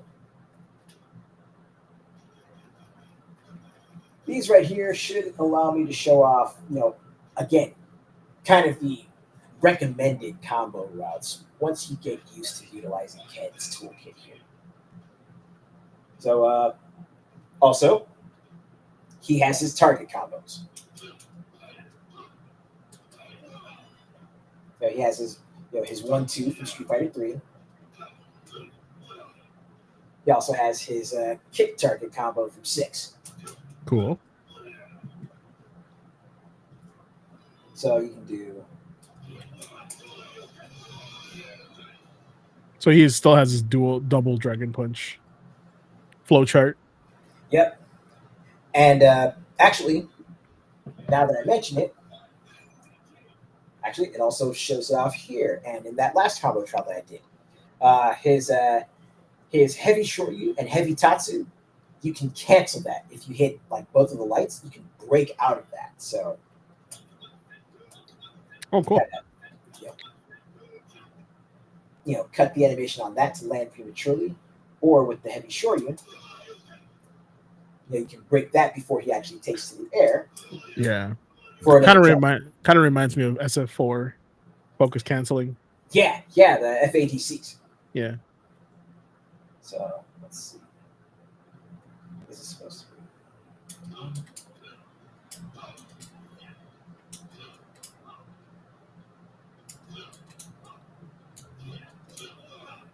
There we go. So low heavy punch into his target combo. Cool. And then from that, you can actually jump with the heavy shorty. So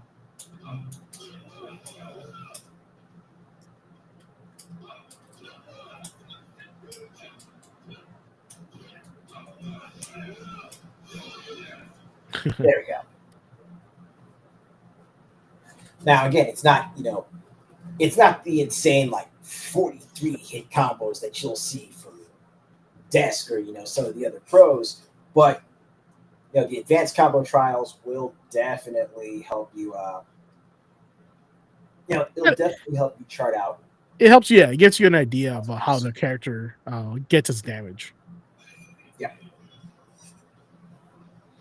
As far as optimal routes go, that's like, yeah, not here, not here. And if anyone actually wants to take a look on my YouTube channel later on, I actually posted up footage of my first raw run through the arcade mode with Ken, and it's really cool just like seeing a Street Fighter character in a proper mainline Fatal Fury game and interacting with the characters and having his own story as it relates to everything else that's going on with Terry and the rest of the crew. And there's even a special ending that I think fans of crossovers might enjoy. It is Eric, to get you sped up on this. This is the first time a Street Fighter character is actually in a mainline SNK game. SNK is the publisher, the developer, right? Okay. Also, in Street Fighter 6, they have Fatal Fury characters that are guest characters, but now they have Street Fighter characters in Fatal Fury in the Fatal Fury game. So that's why it's a big thing for the fighting game community. Let's go. Yeah. But one more thing. Okay, Uncle. Let's go back to the character select for a moment. Because, of course, you got Ken, but we also have his alternate outfit. Classic. Classic. Yeah. Yeah, that makes sense. You know what? Just man, he looks Cobra Kai AF in that old outfit, man. Right? But one small thing that you'll notice that the developers actually did was with Ken's classic outfit, he actually has more of the sort of stationary, classic, idle stance. It's not the one where he's more bouncy, more active like he is in 6. Yeah, that's his like SF2 stance. So it's kind of a nice little throwback there. Yeah, they give a little love to the character, not just like put a skin over a model. So attention to detail, which is good. But for the folks that are looking at possibly picking this up, if you do decide to, it is currently on sale right now. I think like 10% off. But buy the game, and I think you can still actually get the first season of DLC for free.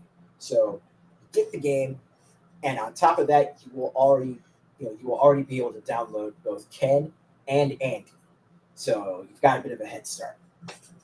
I endorse it. I know this game sales was kind of weird because of its weird marketing, right? But if you guys want to see more of this type of stuff in your video games, like two companies that just love what they do and collaborating, like vote with your wallet, right? So this is the stuff you need to see. So awesome, man. Hey, thanks for sharing with us. No problem. Thank you. Thanks, man. But yeah, if you want to see, you're gonna say, go ahead. What other shenanigans I got cooked up? Keep an eye out for next week. All right. Keep an eye for next week. I see. All right. Well, it's everyone's. They've been waiting for this moment for tonight. No, but honestly, all right, class. little bit more on the academic side, and of course on the communication side. Let's pull up a chair because it's time for another roundtable. Now, if it's your first time here at the roundtable, this is where we take a topic from the gaming world and we crack it wide open with a good old fashioned panel debate. But this time it's not really, it's more of a discussion. This isn't just hot takes for clicks. The roundtable is where we slow down and bring in context and challenge how we think about video games, the industry that we love, and the culture that shapes it. Now, tonight's question is one you probably felt in your wallet before. Should video game demos make a comeback? Back in the day, we had demo discs in magazines, early access slices of games at events, and surprise free trials on consoles. And we do still have some of that today. But somewhere along the way, demos faded out and got replaced by hype cycles, influencer gameplay, and launch day patch notes. Ugh, just makes me shiver thinking about that. But now, with things like Steam Next Fest and a few bold developers dropping demos before a launch, the question is back on the table.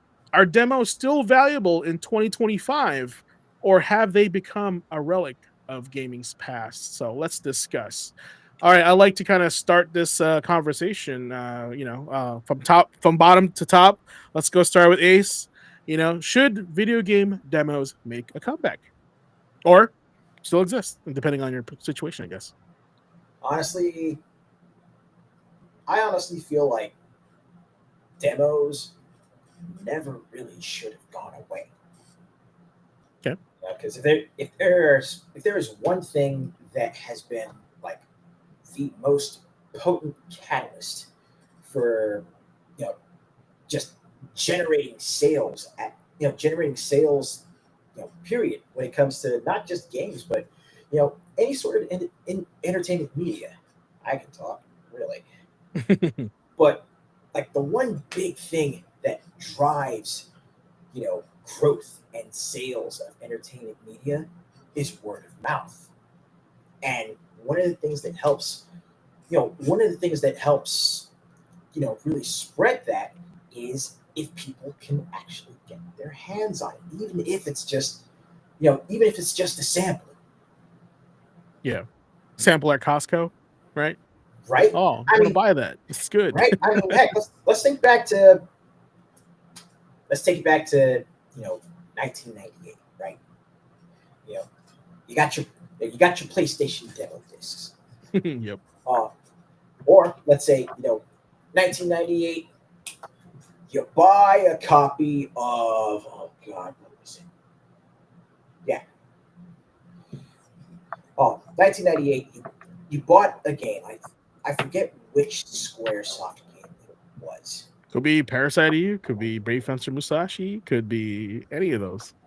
But one of those games, actually, it was Brave Fencer Musashi, because Musashi came with a demo disc where you could play like early sections of Xenogears, and you could play the landing mission in Final Fantasy VIII. So this is like one of the earliest set pieces in the game that really brings the hype and got people interested in seeing what Final Fantasy VIII was about. Especially if you just came off playing 7 and you're like, man, Final Fantasy 7 was dope. And then you see, wait, Final Fantasy VIII? Who's this new cat on the cover? And then you throw in the demo and you start hearing that operatic chanting and that epic, movie trailer style trailer, which leads to you getting prepped for the mission, and it goes to that seascape, and you've got the violins, you've got the orchestra starting to play as the ships are just coming across the water. They hit the sand, the team jumps out, and you're making that run through the city. And that whole segment is just, it is distilled hype in a 30 to 45-minute gameplay segment. Which makes you want to check out the game and buy it, because we didn't have internet back in the day, right?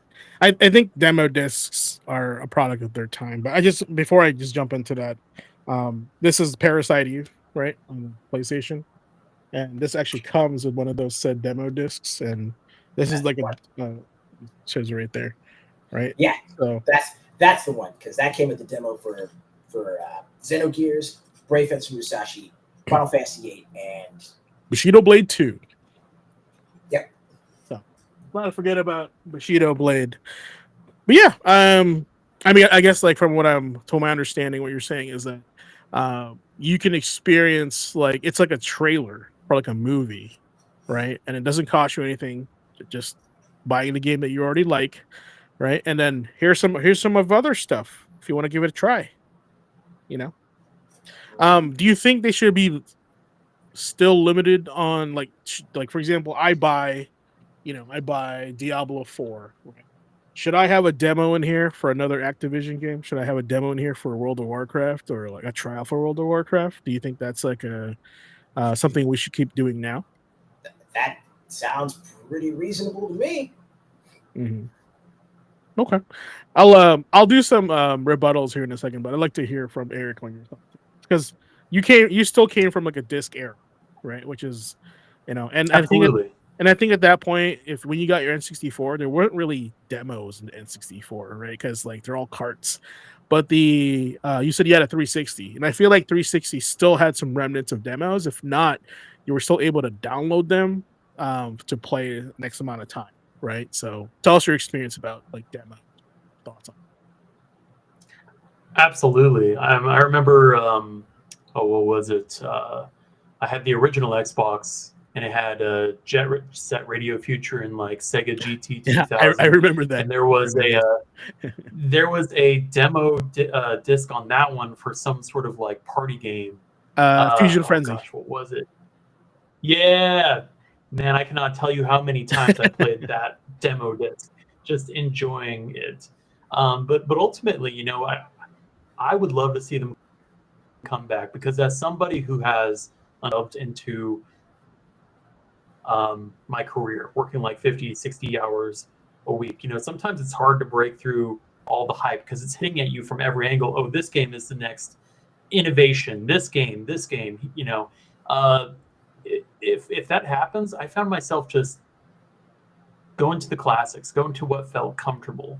And if that game happened to come with some of the other work, if I could actually get my hands on it and play it instead of just hear that it's a good game from everybody, then I felt like that would probably make a difference for me, honestly. Yeah. So it sounds like you're more of a hands-on type of person. Like, yeah, they gave it a good review, but I want to play it to see if I like it. Right. Without a doubt.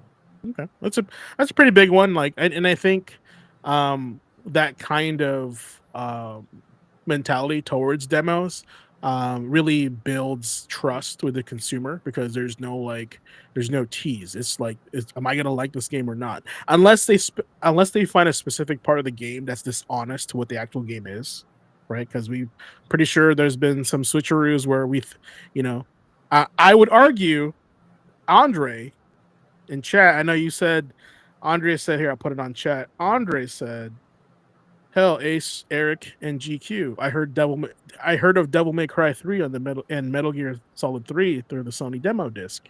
And yeah, you're right.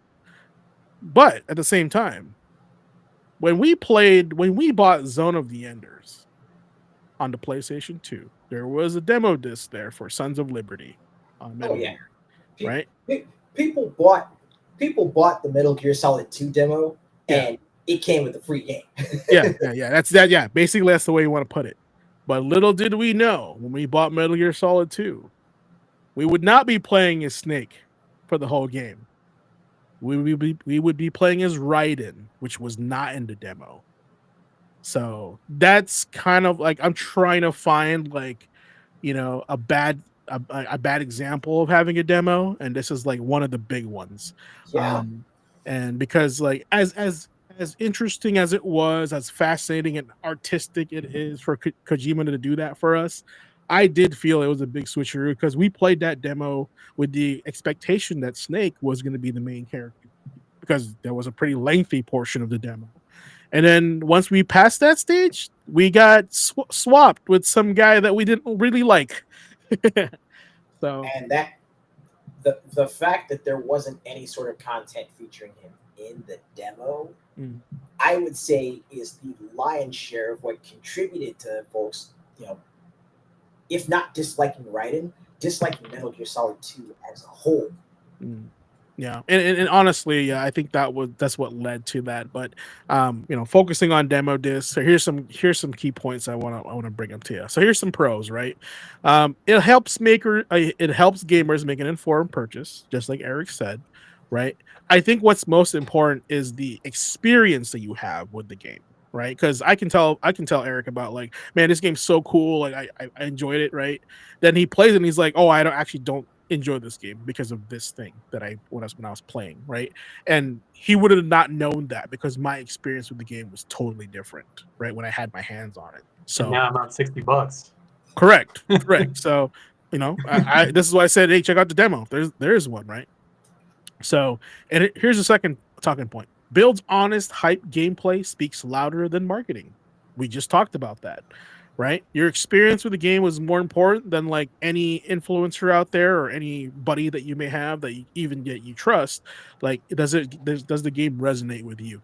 Okay, so you also talk about Steam Next Fest exposure, how indie games are benefiting massively because of that, because they're getting a chance to try out those games. And I guarantee you right now, with the ocean of games that we do have floating around on Steam, like, you're gonna want to try a demo for these games, because man, that my wish list is always fighting for attention for my $2-3, right? Because like there's so many games that are being released and so many games on sale at the same time. That there is a joke that people just buy Steam games and never play them, right? They just collect them on their Steam library. So there's that.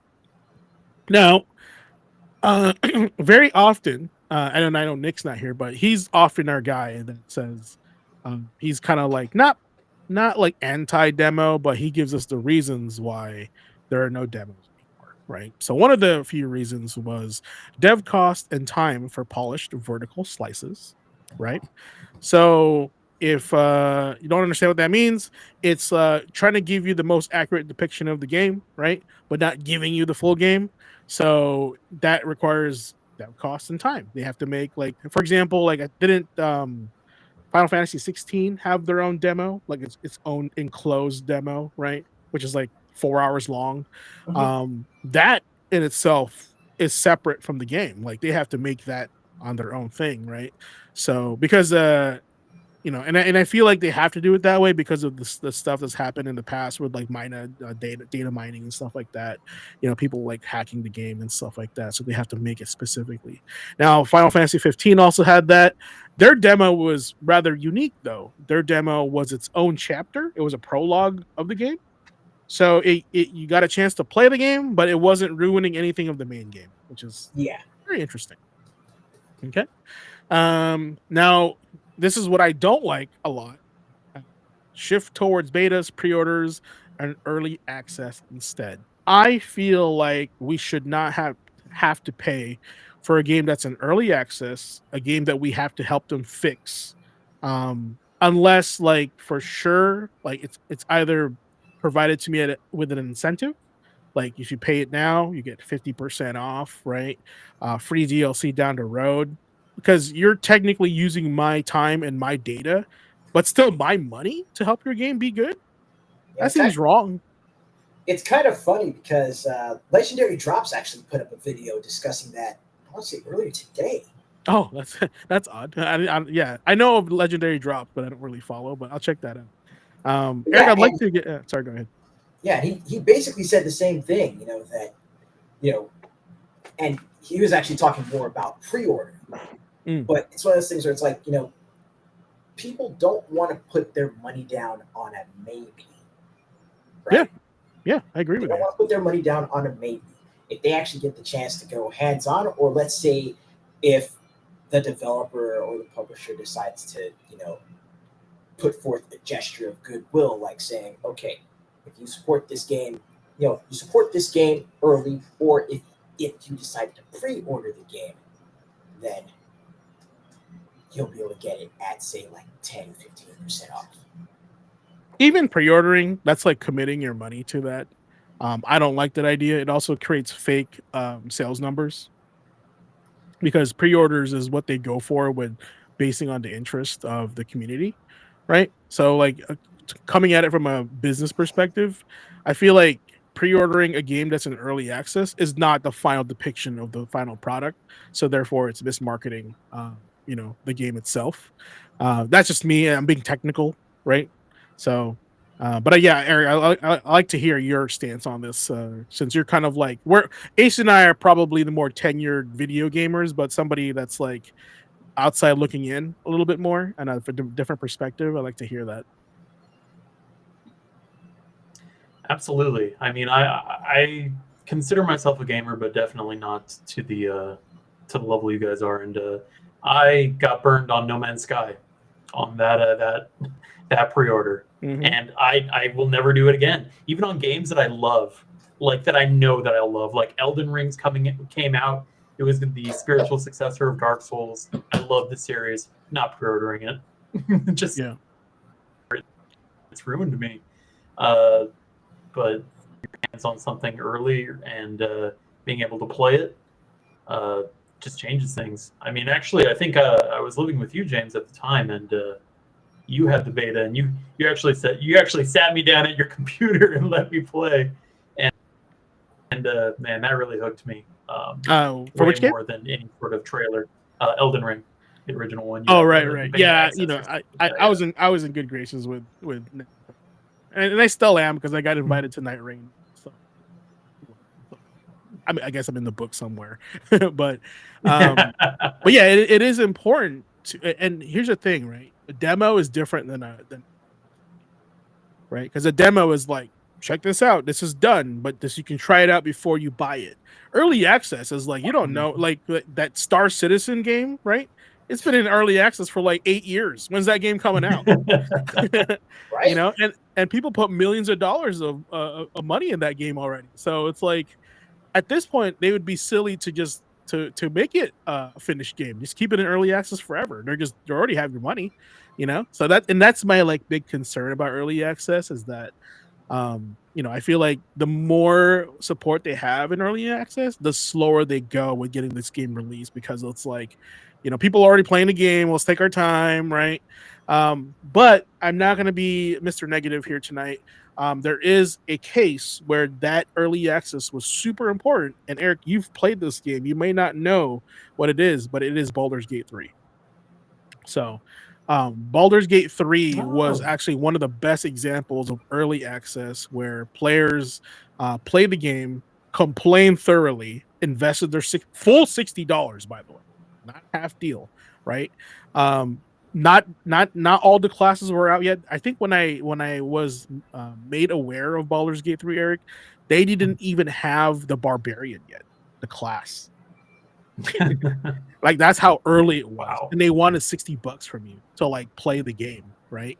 Now, the positive here is that Larian listened to its audience, right, and was like, cool, we'll note that, and they made the game better because they listened to the fans. But that is Larian, not everybody. So we don't know if other early access games and devs practice that, right? They can be like, oh yeah, we're just needing you guys to test some bugs. It's early access. We're gonna make the game the way we want to make it, right?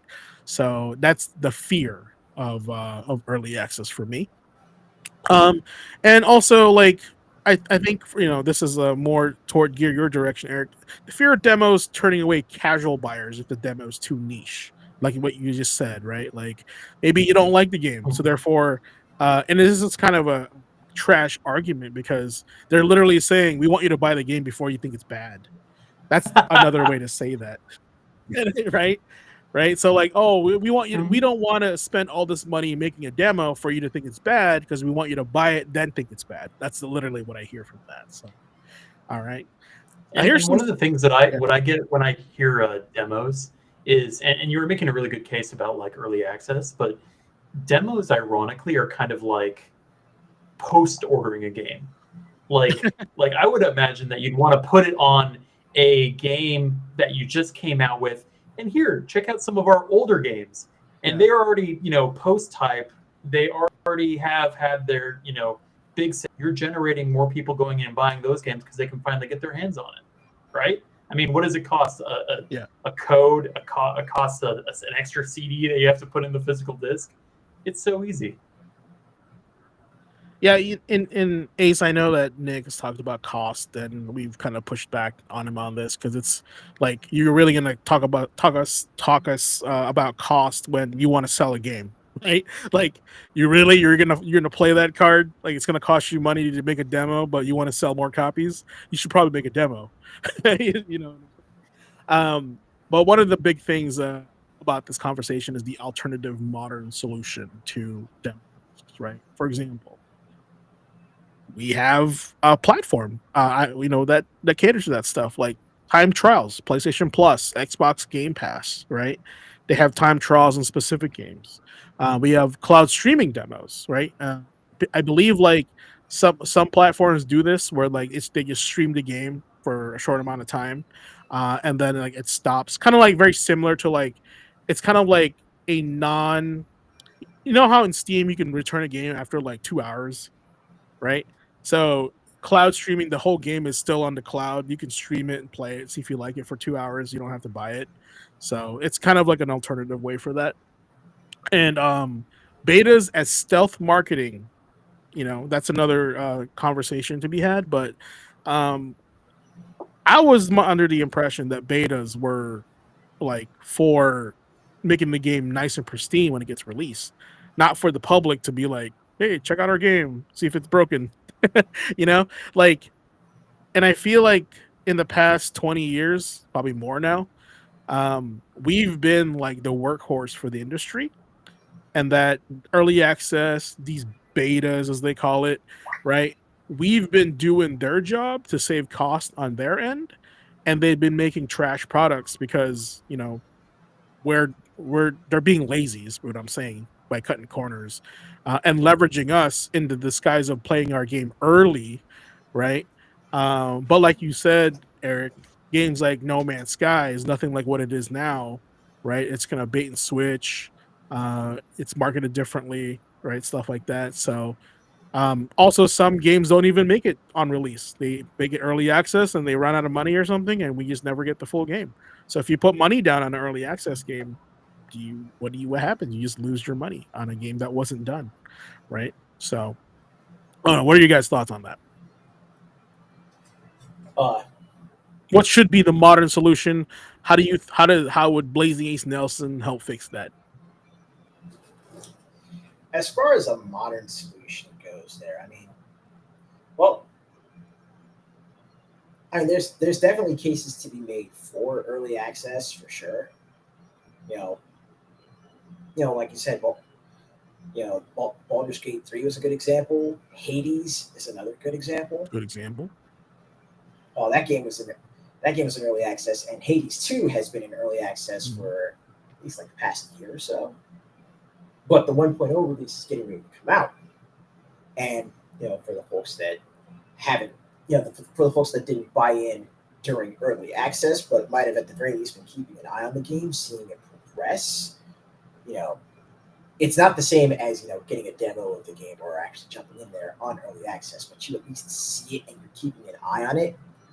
That right there is a way that folks can still, at the very least, make an informed purchase. However, I still say that the more honest route to go with this would just be, if you've got a vertical slice of the game ready to go, and it's like polished and something that will actually represent the game. If you're spending so much time on marketing and advertising, if you're spending so much money on marketing and advertising, why not put that into building a demo, an interactive advertisement that you can get out to your players who, for the low cost of $3.99, decide to pick it up, take a look, and it's like, I'm smelling what you're stepping in, Sensei. Tell us more. And a great recent example I have of that is, from on Sunday, actually. Because Sunday I downloaded and played the demo for Shinobi Art of Vengeance. Oh boy. Needless to say, like, I was interested, but I wasn't really considering buying it, because I thought, there's other games that I'm going to be keeping an eye out for. I'm going to, make sure I hone my focus on those. But nope, after playing the demo, it's like, and that's going to be $30. Yeah, sign me up. Nice. Like, They got him. Like I'm not going to pre-order the game, but I will definitely be at the very least a post-release sale once that game is out on the market, especially if there's a potential physical edition. Yeah, I'm going for it. Oh well, there we go. I got it ready for you. I do not work for limited run, just let you know. But I am a fan of this edition. Look at that. Oh, brings you back, doesn't it? Bro. And then if you want the extra sweaty edition, there it is for $200. So. Just keep in mind, it is a $30 game, chat. So a lot of the stuff, the $170 you'll be paying for, is just plastic and artwork. So there you go. And a statue. So for those collectors out there, there you go. You can pre-order it now on limited run. Okay. All right. And again, sorry. Go ahead. Goes back, it goes back to what I was saying earlier, though. Demos really do help. Demos really do help drive sales as a whole, because not only do people get to make an informed decision about what they buy, but they get to do so by actually getting a chance to sample what's there, get an idea of what they can expect. Yeah. I think they honestly just took the demos away because they didn't want to spend money on them, because I can't think of any negatives, but I don't know. Eric? Yes. Present. Your turn, buddy. Oh. What is your modern solution to the pro demos? How they should do it? Like, what if you could bring demos back? How would you make it happen? Listen, if we're talking about the cost, what you have to do is get other corporations in on this. I mean, you talk about like all I have is like indies and promotions going on where you could go down to McDonald's, get a Happy Meal, and get a game disc, right? You could pop that right into the PlayStation. So all of a sudden, if we start seeing demos happening at McDonald's, at Best Buy, at anywhere you go get a tank of gas. All of a sudden, you're walking away with the first level of the new game. I don't know. There's got to be something there. So you want a demo as an added value to something that you're already making an investment in, is what you're saying. Absolutely. I mean, you talk about all the cost that's going into these companies having to invest to get this extra disc out. Make someone else pay for that. Enough, especially in this climate with all this hype going out. If you already have a game that already has a base following that people are going to get hyped about, that that disc that they're going to get is going to be a collectible that they can put right next to the first and second iteration of the game, and here's this cool little demo disc I got. I don't know, I feel like it's an easy sell at that point. Okay, so you want them to bring back physical media for demos. Yeah. I mean, it doesn't even have to be that. It could be a code. It could be something as easy as that. Okay. But I don't know. I am a fan of the physical media. Yeah, no, I think we all are. We all are here as well. I do agree with that. If you have some added value, like if they're doing a collab with like McDonald's or something, if you buy like their promoted meal that they do, right? There should be a code in your receipt for like the game or whatever. That'd be fun. If Shinobi had like some sushi, you buy a 7-Eleven, and 7-Eleven like, here's your code for for Shinobi. That's great. I love that. I think it should be so. I think what these companies need to be doing, because they seem to be passing the cost on us versus taken up to themselves to be responsible. I'm a huge fan of like them. Like if you buy, if I buy like for example, River City Girls, right? River City Girls right here. It's made by Way Forward. So I missed manuals, right? So usually manuals have bunch of content. Old man old manuals had like ads and stuff, right? For them for their other stuff as well. I think having ads for their other games in manuals, I think that's great. I think they should cough up the 15 cents or whatever you want to say how much it costs to be like, hey, we also have these games. Matter of fact, here's the code for the demo in a game that you bought, right? But herein lies the paradox. I gotta buy the game before I get the demo, right? So it's like which comes first, the chicken or the egg? So there's that. Now it's kind of like the same concept as Parasite Eve having the other demos for those other games. That's no different than what I just said, right? But in this era of digital information, you can download the free demos. Like when we say like there's a demo of this game on the PSN store, check it out, right? When they say cost, Eric, they mean developing the demo itself as a cost, right? They have to have a different team that does that. They have to create a small portion of the game and shove it into a separate file, right? It's not just like they cut out a certain part of like their main game and like they have to all these coders and making sure it's a demo, right? So that's the cost that you're talking about. But at the same time, I'm like, I don't give a rip about that. Because the credits to Assassin's Creed Shadows, Eric, and I want to fill you in, Hunter, was 2 hours long. Do you know how many employees had to work on that game for the credits to be 2 hours long? At least thousands 5. of employees. Yeah, 5,000. Yeah. They can afford to make a demo for that game.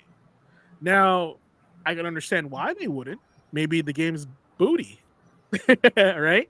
But is that our fault? Should we buy a trash game? No. Make your game good. Make a demo for it for those that are on the fence, and people were going to buy it. Your game will speak for itself. My thing right now is yes, they won't do demos for their games because they know their games are bad and they won't buy it. Right? That's my thing. If their game was good, people would want to play that game. So pretty much the best thing about demos is that people can make an informed choice. The worst thing about demos from a publisher standpoint is people can make an informed choice. Exactly. Because if you stand by your game, especially since they complain so much, like we talk about gaming costs, dev costs all the time on this channel, right? That needs to be assessed by making a better game, less expensive, maybe take some of that budget, put it in a demo, and make your game good. That's all we're asking for. We'll buy your game. We won't talk smack about it, right? We'll tell our friends it's awesome. We'll buy your game. Just make it good. You don't have to trick us into buying it. Right? If it's good and at least functional. Yeah. I mean, good is part of that umbrella. Functional. It has to be functional because we can say, oh, it's functional, right? And it doesn't mean it's a good game.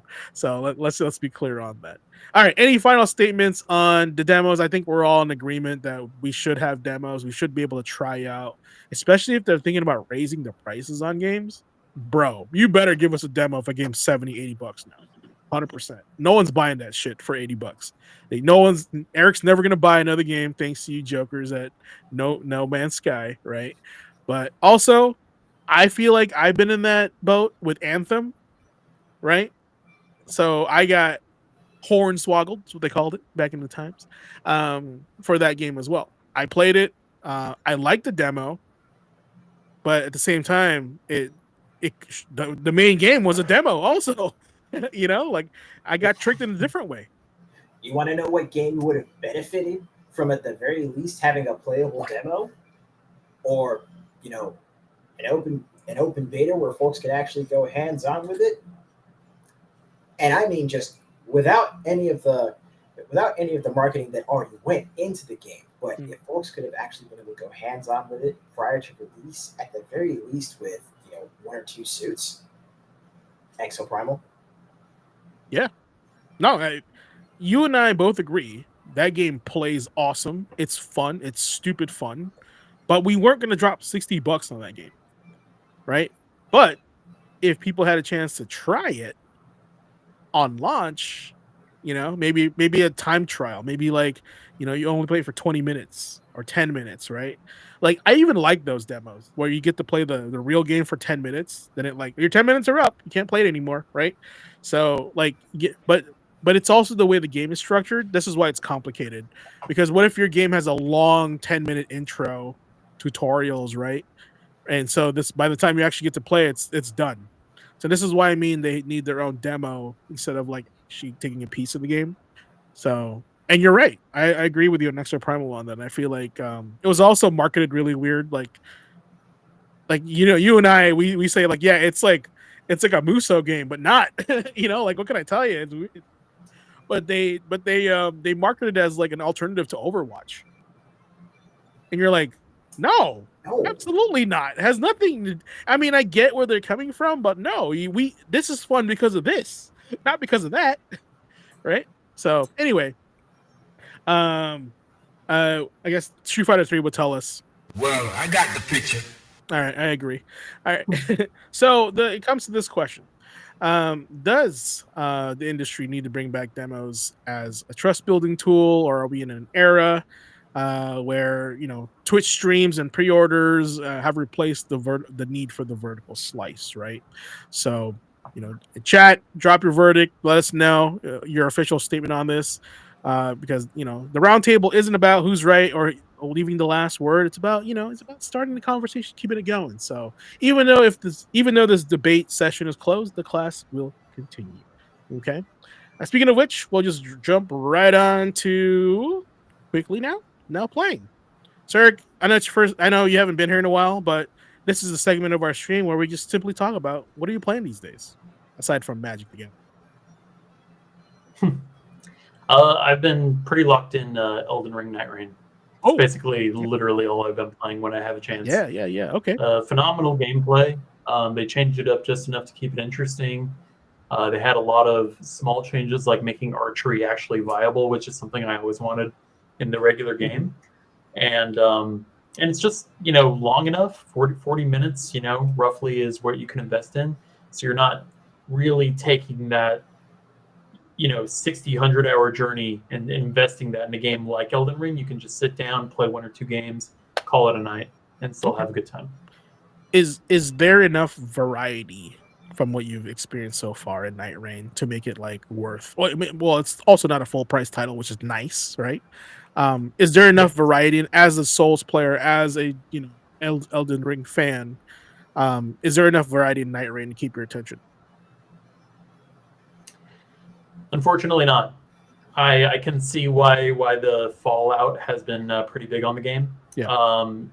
It's really, really fun when you first start and engaging, but then you only have like 9 bosses.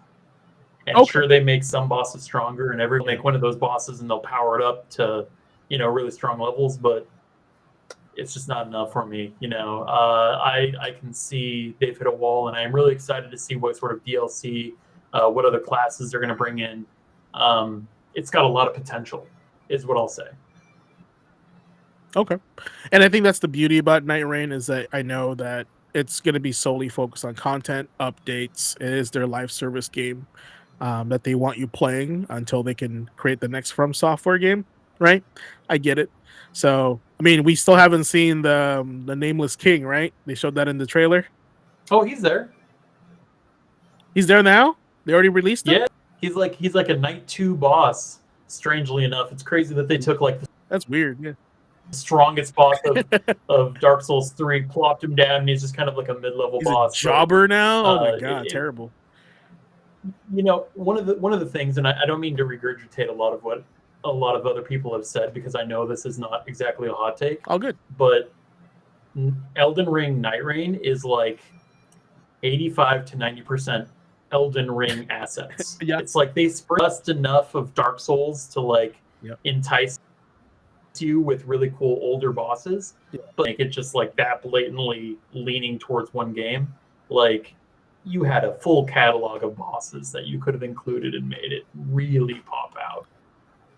Well, I think that's going to be like, as somebody that plays like Diablo 4 biblically for like the last 8 seasons, right? I think that's what they're gonna do with Elden Ring Night Rain, is that they'll probably do a season of the souls, season of the blood, right? Where they'll sneak in all the Bloodborne bosses for that season, right, or something like that. And that's how they're gonna stretch out that game, right? So I kind of get the vision, and hopefully I'm right, because like they have an endless catalog to grab. My only ask for Night Rain is dog. At least give us 2 more maps. Like Oh change it yes, up a little bit. please, Change it up a little bit. That's all I gotta please. say. Or at least rotate the maps per season so it doesn't get so stiff. That's all I gotta ask. Anything else aside from Night Rain? You still play Rivals or anything like that? No, no, I'm off that Okay. train. That's basically all I got going on these days. Night Rain. Huh? Okay. Ace. Yep.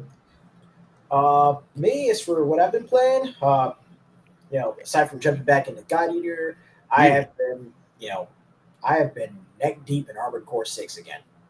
So what made you want to? Are you just in a mech mode? Like is that why you went back to Armor Core 6?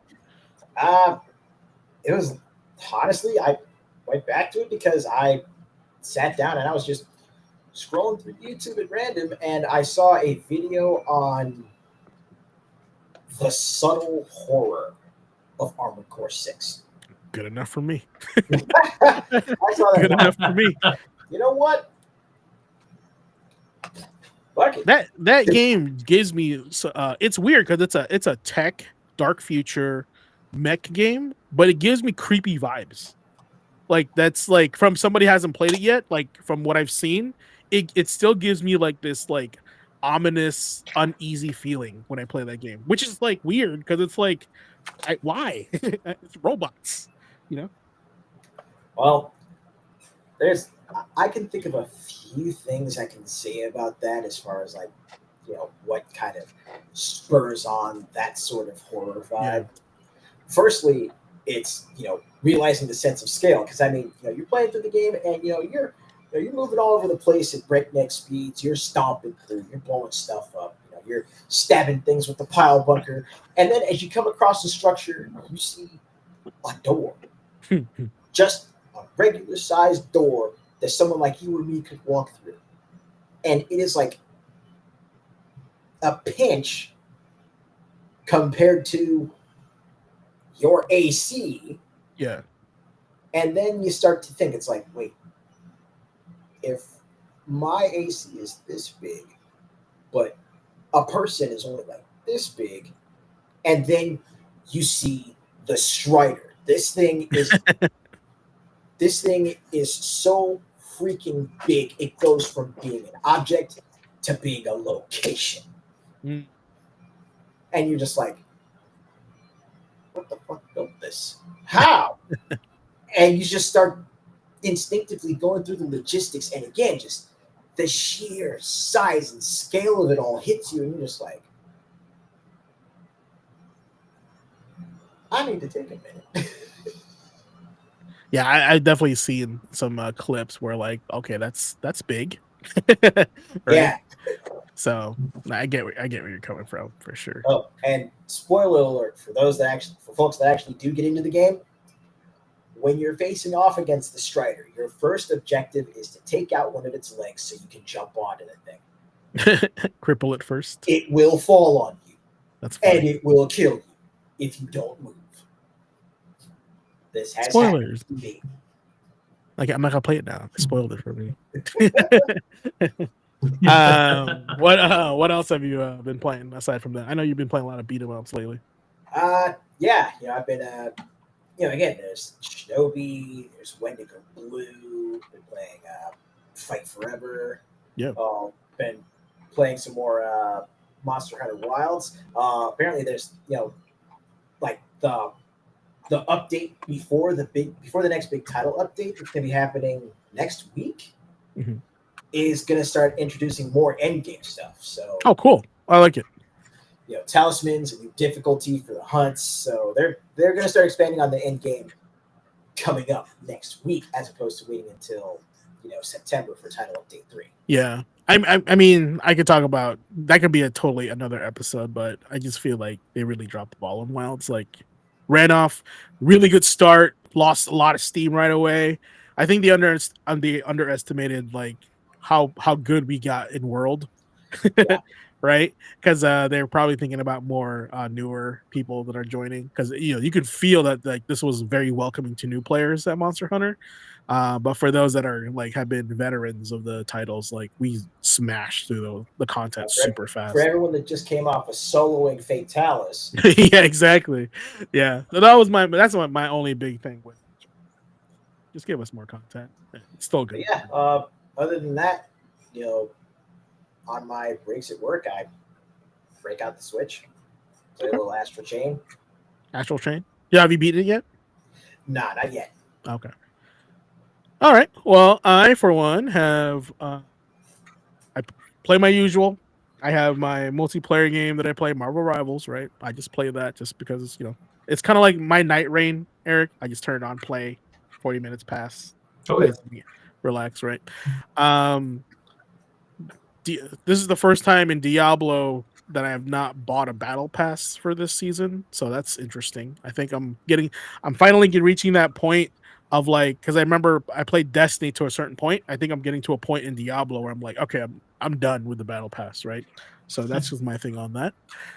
My big thing that I'm playing right now is I'm continuing with the A to Z gaming challenge, and I don't know if you do you know what that challenge is that I'm doing, Eric? I feel like I've heard it before. Is that the I know you're playing Mass Effect 2 right now. Is that what that Yeah, that's part of is? it. Yeah, so I've already played Mass Effect Part 1. of it? Okay, Beaten it. yeah. I'm playing 26 Yeah. games this year that I've not played yet, and I'm playing of one letter in the alphabet, right? And so Oh, M was for Mass Effect. I'm playing Mass Effect 2 to continue the story. I'm counting it as one game, right? So that's where I'm at. I'm actually almost done. I'm doing all the loyalty missions, and I'm gonna do the suicide mission after that. I hear that's like the big one, right? So Andre said I'm playing through 26 games. Yes. And I'm only like 40% done. That's why I got to speed things up a little bit. Notice I'm kind of lacking. So, but aside from that, I'm actually finally getting into Street Fighter 6 for the first time in years. I played it as a demo, kind of funny. And then I dropped it and pursued Tekken 8. But as I play Street Fighter 6, I'm kind of just rediscovering myself as a fighting game player. It's kind of interesting where I'm like, okay, this is what it's like playing Street Fighter, after all this time, because I started playing fighting games in Street Fighter. Good time to come Um, back, considering Sagat just dropped today. yeah, and I've been playing for like a month now, right? I play ranked mode, and I've played Ryu, Marissa, and Honda, right, as my three characters that I've been trying out. Oddly enough, the best character I've ranked up with was Honda. He's in Platinum 4 already. Marissa's on Platinum 3, and Ryu's on like Diamond or something. He's like really behind. But I feel like seems weird because like I'm a Shoto player. I've been playing Ryu and all those characters for the longest time, but I also feel like people have fought them for the longest time, right? So it's a little bit harder to advance with those characters. But I'm having a fun time with Marissa. I'm having a great time with Honda. Honda is such a great character in this game. Super fun. And all it took was to give me a motion input on 100 hand slap, which that's all it took for me to like Honda, which is crazy. Sagat coming out. I'm excited for the future of the game. See, Viper looks cool. Alex was one of my favorite characters in Street Fighter 5 and 3, so I'm excited for him to come out as well. I'm taking a break from Tekken 8. The game is crazy right now, but I will come back because Armored King had been announced, and he looks awesome. He looks great. Yeah. But I'll get back to that once he gets released. I think in October, so we got some time. But yeah, with that said, I mean, we'll just move on to the final segment of our show, which is the final boss here. Well, I got the picture. Yes, I know you did. All right. So if it's first time here, this is a very important part of the show. This is pretty much the final checkpoint of each class. And if you've been here before, you know exactly what that means. Right? So this segment is what I call the final boss. This segment is where we pause the patch notes, silence the discourse, and talk about the life XP we earn through gaming. Because here at the Gaming Academy, we believe that video games aren't just entertainment, they're loaded with life lessons. And if you know where to look, you'll find some good answers. Now, tonight's message: your progress isn't always on the screen. Now, in games where we obsess over progress bars, EXP meters, skill trees, and so on, but I think about titles like Dark Souls, Hades, right, or any roguelike grind. You can fail over and over without the game handing you a level up. Now, but that doesn't mean you're getting worse. Matter of fact, you're still getting better. Now, every attempt sharpens your skills, even if there's no flashy reward screen to tell you so, and life works the same way, right? In games like Dark Souls, Hades, or Dead Cells, you can grind for hours without seeing a flashy level up or a victory screen. I know I played Hades recently, and I know exactly how that feels. But you're still improving. You're learning patterns, you're building muscle memory, and sharpening reactions. I really felt like I was leveling up in Hades as died over and over again from mistakes. But even if the game doesn't give you a progress bar, life is very similar to that. You may feel like you're stuck grinding through work, your skills or personal challenges with no visible ding that lets you know that you've leveled up, but keep going. But growth is indeed happening, just quietly and subtly. And when the real boss fight comes, you'll realize that any unseen progress has prepared you for that moment. So just keep that in mind. Like, it won't be obvious to you, but just know that any effort that you do contributing to what your goal is in life, like you'll kind of like that. It's they're still happening in the background, right? Like kind of like your computer. Stuff's processing in the background. You're just not aware that it's happening. How about you guys? You guys want to share any kind of like progress that isn't always on the screen for y'all? Like, have you guys been kind of following that for you guys self? Well, yeah, I mean, just to kind of keep it short, it's as simple as this. Evolution is subtle. Yep. Like on a macro level, you know, creatures and species evolve over centuries, millennia, you know, and more. But while the drastic changes, happen at certain pivotal points, what builds up to that is all the subtle stuff, all the quiet stuff between. So again, it's just there's a reason why people say that life is more about the journey than the destination, because in the space between milestones, that's where growth, that's where strengthening, that's where improvement happens. Yeah, those little moments in life where life forces you to be like, hey, take some time to kind of like pat yourself on the back. You did good today. You did good.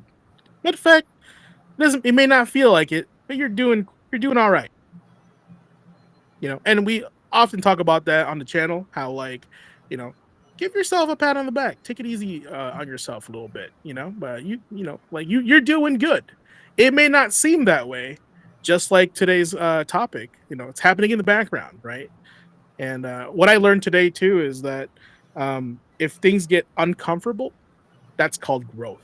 If things get comfortable, you need to be challenged because you need to grow, because you've already mastered and you feel so comfortable around it already that you're not afraid of it anymore. Therefore, you need to develop yourself more as a person. Like, you've beaten that level, therefore we need to give you another challenge. So That's it's it's the question from God of War Ragnarok.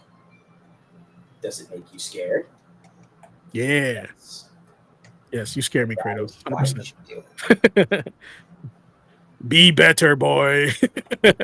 What about you, Eric? Got anything to share with us? And in the chat, of course. Yeah, absolutely. Absolutely. So, I mean, life, I had planned it out as if it were a game, as if there were these bosses that I had to complete, graduate college, and then moving on, and then, you know, having all these, and it really took to not so easily, right? That made me stop and reflect on everything. Instead of following the main quest, as it were, it really just made me stop and appreciate what I had and start reflecting and growing. You know, there's something to be said for that. I encourage you guys to sometimes, you know, you can be so hyper focused on something, but it's to sit back and reflect on your life occasionally. Yeah. Andre said the journey is more fun than the destination. Absolutely, man. I could get to Grandmaster and Street Fighter, right? But what's the point of that if I didn't like have fun during the way? If I didn't enjoy the battles I was fighting, right? If I came at it with just like, oh, I'm just gonna fight, but not have fun, then what's the point, right? It's just a thing on the screen that says I'm Grandmaster. Everyone, there's a lot of people in the world that are like that, right? But what's in it for you? Like, did you have fun? Did you learn something from it? Like, you got some takeaways from that. So that's really good. So Andre also said that his goals this year is to get healthier, stream more and more, and he's also not done learning. That's good. That's good to kind of like, you know, being able to identify those things about yourself, you know, moving forward. Okay. Now, as far as me, I'm kind of the same thing. Every time I add something new to the show, a new project to add for myself personally, like I started building, you know, to sell on eBay, right? So that's stuff that's all new. It's uncomfortable. At the same time, it's still fun. I got a new promotion at work, right? I'll be, you know, doing different things. You know, I can't. My big thing, and I always wear it. Biblically, is I always tell myself, focus on what you can control, and you know, don't worry about the things you can't control, right? So you can't control things, but you can control how you can respond to those things. Is another. That's the thing that is what empowers me to keep moving, keep progressing, just like you guys.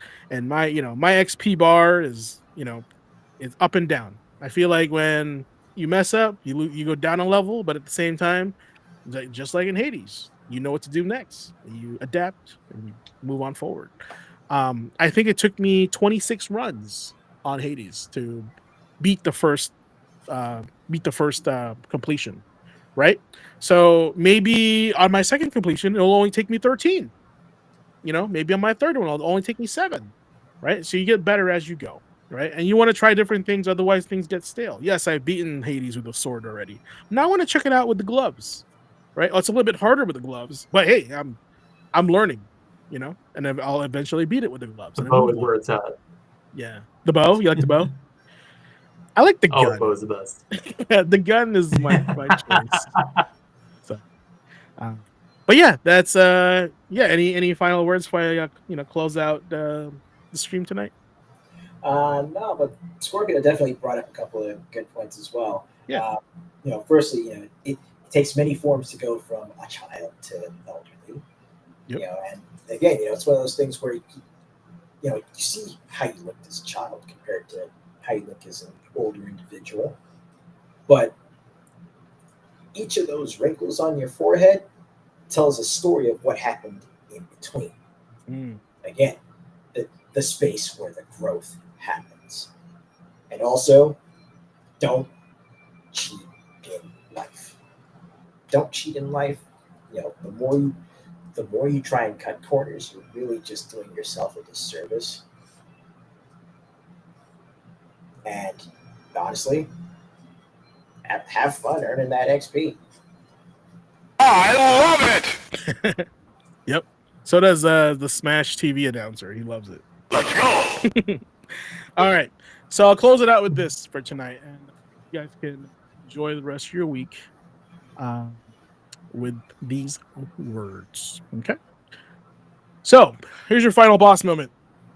If you're stuck in a grind, whether if it's your job, you know, your content creation, relevant, your fitness, Andre, or anything else, remember, progress is happening even when you can't see it.